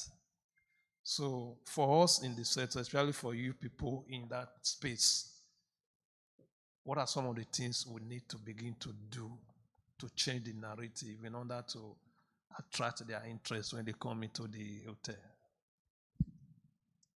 So in regards to innovation, I feel like many times we talk about it in a way that sometimes I personally don't understand. We were chatting this morning and we're saying how we hear Nigerians talking about AI or robotics or whatever is the catchphrase of the day. It's like every time there's a new wind of innovation in the West, we begin to say, oh, look at this. But we underestimate our own innovations. Our distilleries, in the case of the Ogogoro that I just said, it's an innovation. But I don't know why it seems like if it's not technological or if it's not coming out of something, we're not impressed. And I think we underestimate our own, and we like when it's foreign. We like when there's a stamp of foreign on top of something. Then it now has this is innovative. But I think we should start coming back home and looking within and say, okay, what do we have? Like Paul rightfully said, we can't go off tomorrow. If we're starting off and we say we don't have the money, we have people. We have a lot of people. And we have a lot of people that are singing and creating movies and creating fashion that is going round the world. And now our food too is taking off. So I feel like innovation is already happening. But like we've said, in silos, I'm seeing all the restaurants I've wanted to visit was not because anyone told me, it's because I saw it off TikTok. So now we're in that place. Even the places I go to with my friends is because someone recommended it. It's because and why I like TikTok, it feels like you're on a video call with your friend and they're telling you, oh, I'm just a day in the life of, I just went to this place, or I'm just coming from that place. So that holds more weight than how much it would have cost us to create a video as a hotel and get people to buy and whatnot. In fact, our entire business model has always been word of mouth. So at the end of the day, that's an innovation, but it's almost as if we don't value it because it's not packaged in the way that we expect it to be. So my contribution, my tukobo, is that we are already innovating. As much as we can, if there are more young people, buy them data. when they are doing their silly TikTok dances, don't discourage them. Davido is Davido because his family encouraged his music. When I was going into this industry, my father wasn't keen. He wanted me to be an engineer. So that is also a part of it. If there are parents who are not encouraging their children to be them, to try other things, then we'll be killing the innovations in the houses, and we'll be creating people that we're forcing them to be square holes, square pegs, which one? That one, you know the one. But we're forcing people to conform to things that they are not. But if we allow people to express who they already are in whatever areas that they are, with the Nigerianness of it, I think this whole mindset of being international, I think we need to drop it at some point. Let's be Nigerian, proudly Nigerian. Yeah, so that also, thank you so much. So that also resonates with some of the things that we have said today, especially the presentation coming from Paul in terms of who we are, what is our messaging. So I think for people, those of us in the communication that communicate about Nigeria tourism, we also need to begin to pick some of all these things. Because if we don't pick it and put it out there, people will not recognize it. So it has to start with us. Those of you in top packaging, those of you working in the hospitality, those of us in the media, we have a role to play in that aspect to begin to identify some of these local products, local innovations, and give it our brand name, and then we put it hard there. If you go to some of these Southern African especially, that's what they do most. You know, they put it in your face. Those they are local stuff. They are local cuisines. They would rather prefer that from morning till night you have it. And so we hope that we're able to change that narrative too. So coming to you, some of the challenges you talked about in terms of the discrimination, disparity. How do we address them? Maybe you want to specifically say these are some of the things that we need to do. Maybe through regulation to be able to address some of those disparities that you've identified, especially in the wage structure, in the defining of roles or positioning within the system. Those identified challenges, how do we bridge those gaps? Is it through regulations?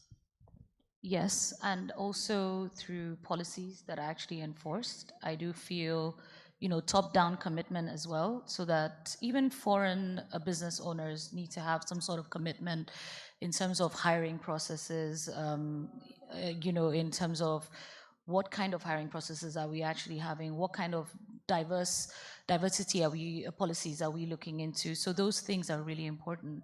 I would like to add to something that what Salome said. We have 36 states in Nigeria. I think over 250 ethnic groups. There's a lot of opportunity to explore the different, these different diverse groups, and that's a lot of different cuisines. There's a lot of different cultures in one country. Yet somehow we are stuck to knowing only about few. Even as foreigners that are coming into this country, they know Lagos, they know Abuja, but what else? So I think there's a lot of opportunity for education in this in this particular aspect. Advertising, branding, how do we also educate other people that all of these other cultures exist? So it also goes towards business owners and people that are in the industry, that there are so many different diverse groups, there's so many ethnicities within the country. How are we offering equal employment, equal pay, all of these things? Thank you so much. So it's talking about the need for us to bring in education so that people become aware and they were able to level the field and create more of awareness. So we're bringing home this conversation right now. I'm going to be asking the shop then to make their closing remark, and thereafter we can take some questions. So again, I will start with Ms. Meudo. Please, your closing remark. Yeah, thank you very much. I think we've said so much, especially when it regards to tourism, and like Business Day is saying today, how do we unlock the tourism potentials in Nigeria? To an extent, I think we're doing a lot. I found out that our tourism is very indigenous. Indigenous in the sense that you're looking at the type of tourism we're doing across the different destinations, different cities, different sites. It's very indigenous. So it's unique. And so it's important that we're able to brand our tourism, you know, sell our tourism as it is, not comparing our kind of tourism with what obtains in other destinations. So it's important we understand that our tourism is very indigenous. And so we're able to curate our tourism, present it and brand it in that manner. As a tour operator, a lot of people, someone said it here, a lot of people want to come into Nigeria. And they're coming because they find out that we are unique. Our music is unique. Our dressing is unique. The way we speak is unique. Our approach to business, to people is unique. Despite, in quotes, what the term are inadequacies and challenges. In the midst of all of this, you meet a Nigerian and you're happy because he's full of life. There's no dull moment with a Nigerian. He just does something that just excites you. So there's something about us that stands us out, you know, over every other African or any other person. So we need to sell and market our tourism in that light. It is indigenous. You were saying something about innovation. In Akwa Ibom, from the 1st of December to the 1st of January, we have our cultural festival, carols, and Christmas Unplugged. Last year, we took it a notch higher.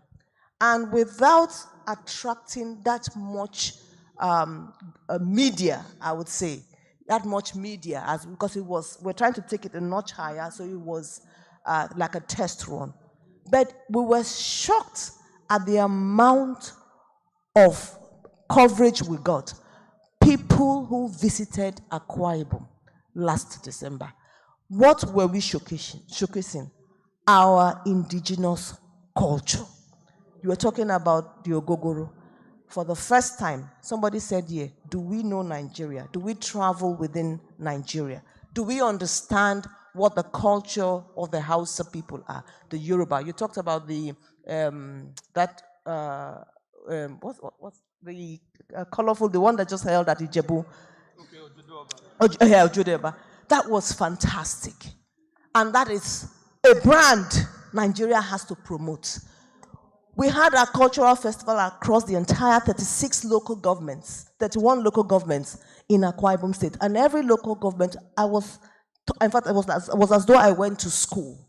I was shocked for the first time I saw the process by which the Ogogoro was being produced. Yes, distilled. And I said, so why don't we have distilling companies in Akwa Ibom? Brand our Ogogoro, flavor it, coconut flavor, apple, lemon flavor, apple flavor, so that it then appeals to a wider, audience. People can taste it. And for the first time, I was shocked. This is a business we are ignoring because we think Ogogoro is is intoxicating.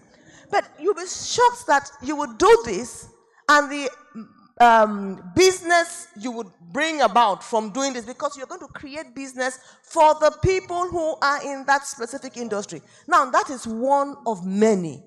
And this year, we're even taking it a notch higher because it's cultural festival, truly indigenous, authentic tourism. From the food, to the dressing, to the culture, to the stories. Before I end, I think we need to now invest in storytellers. People who tell our stories. I think we are ignoring them. I think we need to begin to invest in them. We're talking about branding, it's very important. But we need to know who we are, what we have, and then use what we have to get what it is we really want. Thank you. Thank you so much. So we really need to go indigenous and tell our stories. We need to reinvent the taste by moonlight that we all grew up with. As a matter of fact, we all are supposed to be storytellers. If you grew up in the village those days, a day wouldn't pass without your parents or uncle or auntie sitting you down in the night after the farm work or dinner and tell a story.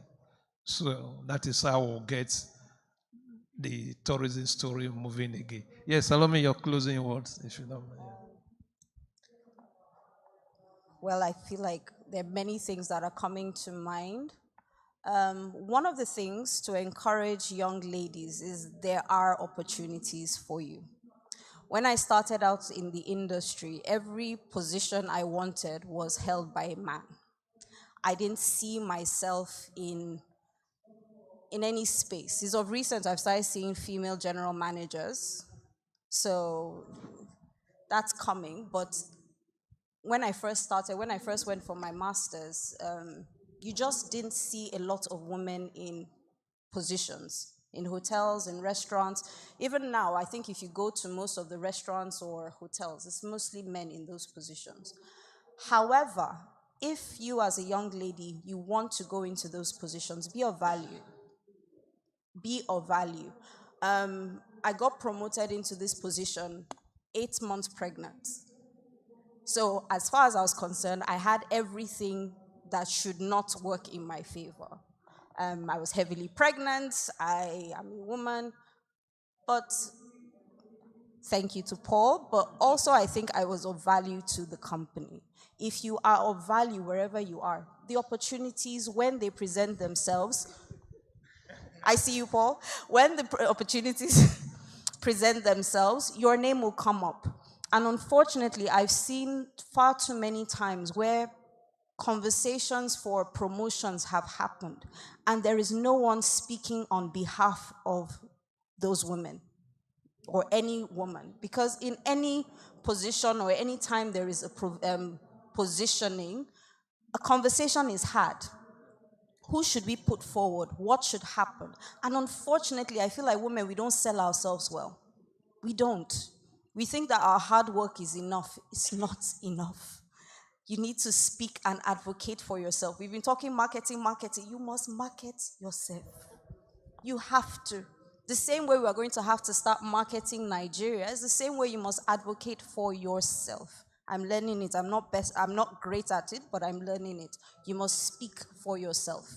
Have a voice, have a personality, show up in plenty agbada and take up room. Learn, but also have something to say. When a microphone is given to you, have value to contribute. Don't just be another pretty face.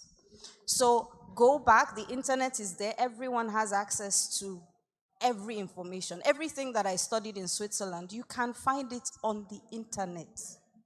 It's not hard. It's not, everything we're saying today can be researched. There's nothing that is away from the collective. So take advantage of the computers we have and search information and be of value, and doors will open. Because this industry needs talent. And you could be the next talent. There's nothing special in any of us. We're just in the right place at the right time and having used the right opportunities when they presented themselves. So there's a lot of opportunity. Take advantage of that, and yeah, all the best. Yeah, thank you, Salome, for that, for advocating for inclusiveness and equality. Let's have more of the women, and then let the women also try to empower themselves, add value. I think the good thing about this industry certainly is that it opens door for everybody. Just like we mentioned earlier on, that is the largest employer of labor. And so everybody have a space.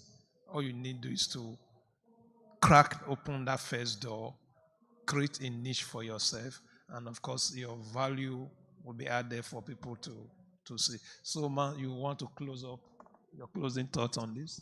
Yes, I would say that, we spoke a lot about branding and advertising today.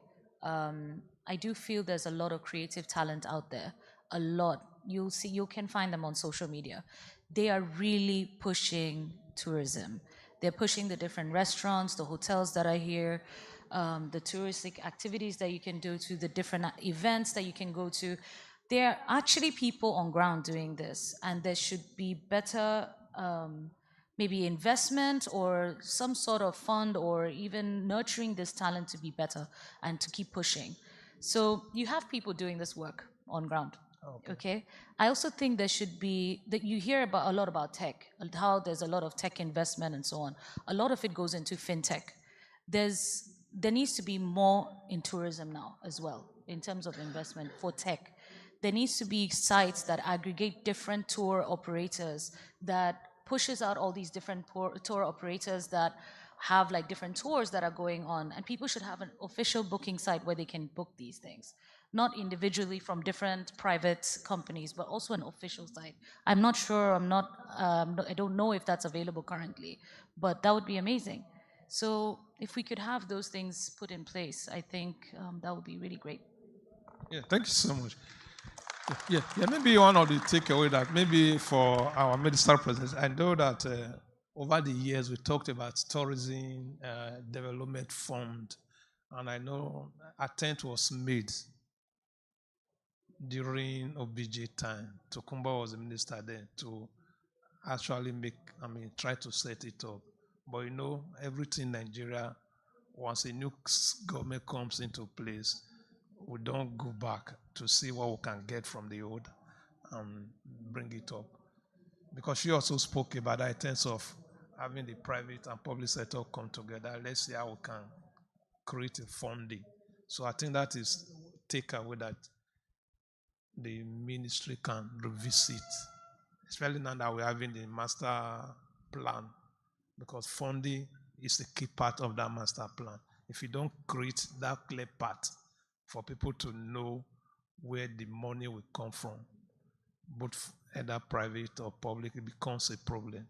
So I think that is something that we need to actually note, that we need to revisit that kind of funding. Thank you so much. Before we leave, we just take, please, if you can help us. Okay, two. We just take 2 questions. Please, you just introduce yourself and straight to the point, please.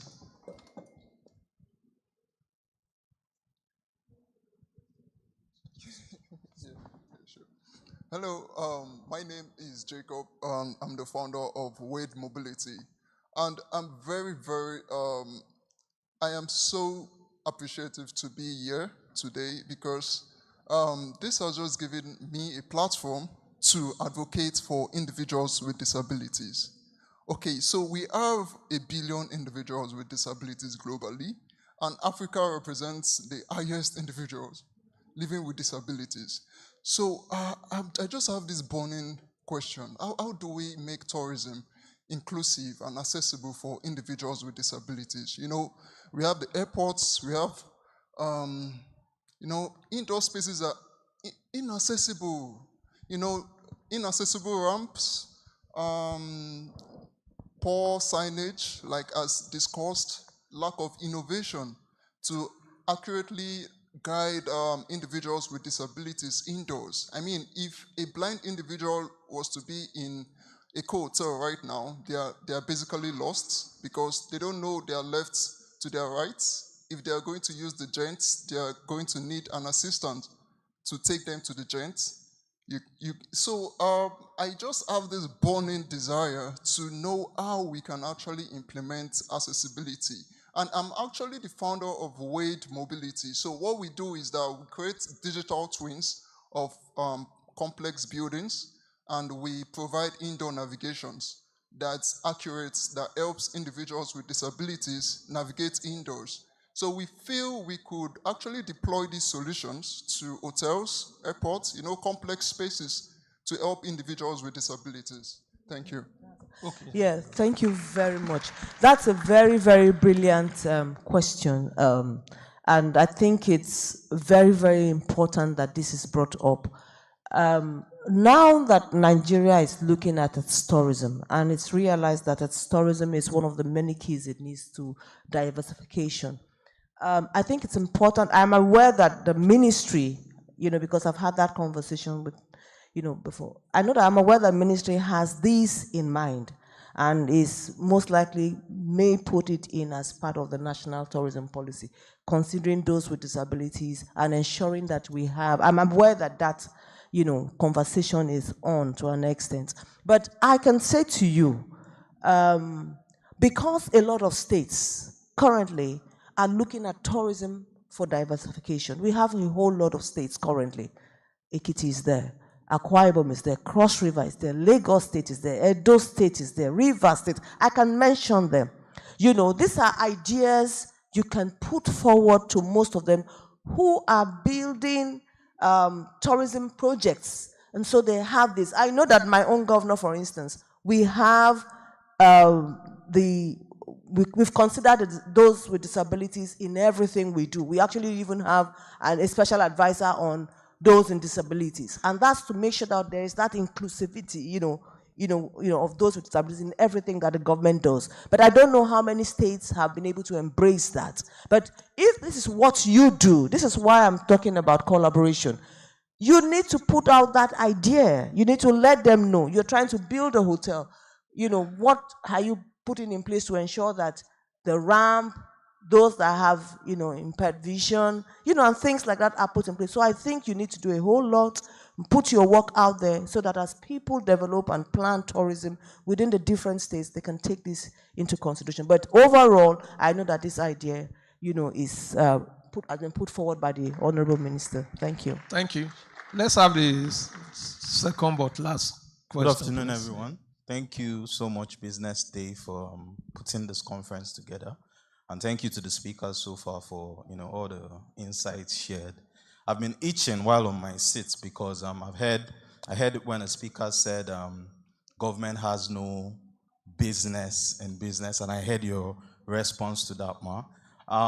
My name is Iwunononso Christopher. I work with the Bank of Industry. And the Bank of Industry, for people who might not be aware, we're a major stakeholder in the industry. Our mission is to transform Nigeria's industrial sector. And I'm here today, representing my general manager, Dr. Isa Omagu, who is the divisional head for services industries. And I'll just go straight to the point. So while I hear the wonderful insights starting from what you made, sir, regarding branding, I think we've been in the challenges for so long, and that believing in ourselves has become really hard. We've been in those challenges, and these days, we feel that nothing can work because there are even more challenges coming up as we speak on a daily basis. But what I would just want to say is that we need to still keep being informed, just how we're doing right now, and there are opportunities that exist. In the Bank of Industry specifically, we have the Hospitality and Tourism Group. I am a member of the Hospitality and Tourism Group. This group was created last year, 2023. We've been playing in the creative space, but just last year, the management thought it right to say, no, let's break this down even further. So we have a creative and digital industries group, and then we have a hospitality and tourism group. So the focus now, even for the hospitality and tourism group, my group, we've been investing and supporting hotels. So the hospitality arm, we've played, we've done a lot, even though I don't know if we're aware of that impact, which is why we need to keep selling ourselves, believing in ourselves, originality, believing a little bit in government too. I paused when I said that because I know how that might sound, at just first utterance. But we need to pay attention to the fact that with every dispensation that comes, there is still something that they try to outline. And if we can just pay attention closely, follow through, we might at the end of the day, find that opportunity. So to just end, the question again would be, how much more do we talk about this kind of opportunity? So for example, all day, we know funding is a major issue, but all day, we have not really mentioned the Bank of Industry, and the Bank of Industry is a major, stakeholder under the Ministry of Industry, Trade and Investment. That's one arm, and the funny thing is, as I stand here and speak to you today, we are looking for people. We are looking for businesses. We are looking for leaders in this sector that understand the challenges and can, instead of saying, government do this, that can come up with these viable ideas, bankable ideas that we can put hands together and say, okay, let's start from this, and then maybe over time, backward integrate down the value chain, increase local content in the sector, and all of that. Noting that the sector also is a major employer of labor, and the Bank of Industry is not majorly there for profits. We're there to try and, enable job creation, and grow. I'm sorry for taking time. It just feels like I need to hammer on this so that we all are aware that amidst the challenges, there are opportunities, opportunities that exist. Thank you very much. I'm sorry. So thank you so much for taking the time to give us this insight. Please, people would like to meet with you at the end of the day so that we can get your contact and also be able to interface you with some of our associations and see how we can further this conversation. Please, you will pardon me, crave my indulgence to allow one of the elders in the industry, Mr. Tunde Aragomantes, please. So John say something. John, please. I can still stand as be up since. Please. It's an honor, sir, to have you in our midst. Please, it will be nice to hear him out. Thank you very much. My name is Tunde Arugomasi, civil engineer, but I practice business development. Like Madam, I'm a former NATO president. So yeah, beautiful, especially what I've seen so far as from the redefinition of rebranding Nigeria. I think one takeaway we should take from here, and I put this on the owners on business days, we should have a round table to take forward rebranding Nigeria. My take on rebranding Nigeria is from a personal perspective. I did my youth corps in Port Harcourt, and I remember that last time when Cross River State was still one, and I went into Calabar, one thing that struck my mind was that this was home from home. So that, in the first instance, gives me the feeling that if we take things regionally, because also regions brand themselves, not only the nation. Nigeria is a very multifaceted brand. So the sooner we also start looking at probably certain regions, and I must say also, I think it was last month I went on Ibom Air. It was my first trip on Ibom Air it was actually to Abuja. And one thing that struck me was that it was a brand new aircraft, clean, the service was perfect, the timing was perfect.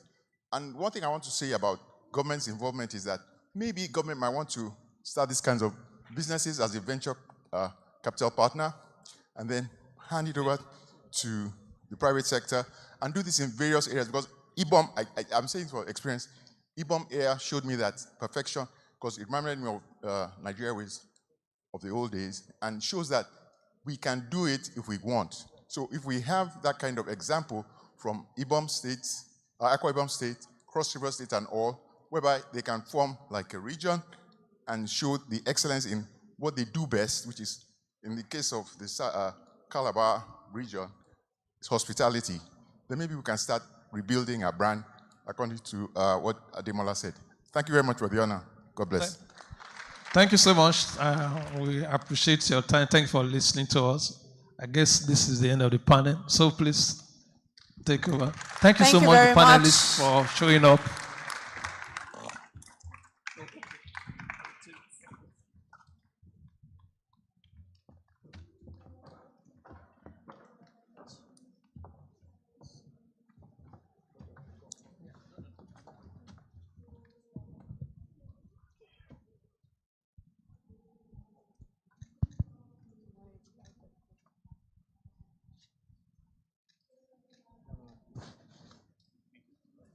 Thank you so much. Ladies and gentlemen, a round of applause for our panelists. Thank you so much. Thank you very much. Thank you very much. so much. Brilliant Please, panel.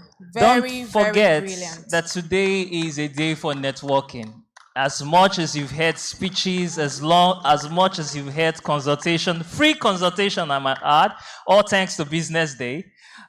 Please, it's also an avenue for you to network, meet people, collaborate, and speak about possibilities, partnership opportunities that you can explore. It has absolutely been an amazing day.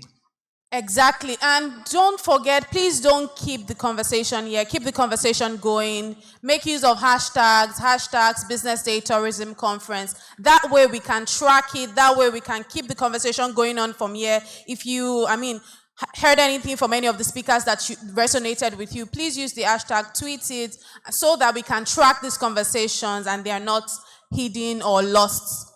And remember, if you're trying to showcase your business out there, Business Day is also there for you, because a lot of people who are doing inbound travel down to Nigeria, trying to explore Nigeria, they go online, they do their research. And one of the things that you can find is your business is online. So please also remember that you can explore better opportunities, business opportunities, and spotlight opportunities with Business Day. As long as also with this of our conferences, please explore all of the opportunities with us as much as possible. Thank you so much. It's been an amazing day. We won't waste much of your time anymore. It's been an amazing panel session, amazing presentation. But right now, we'll call on our very host to take us home. Our very host to take us home. Okay, to give us a closing address is the editor of Business Day, Mr. Tayo Fagbule. You can do better than that. Please put your hands together for him. Thank you. Thank you very much, everyone. Thank you for staying to the very end. I'll say one outcome from this, and thanks to Mr. Kavanagh, the wheat baker, we will have that round table about rebranding Nigeria. It's one of the things that we do. We'll have everyone in the house that matters, both from the policymakers, the stakeholders, and then we will be there to amplify it. So we will have that.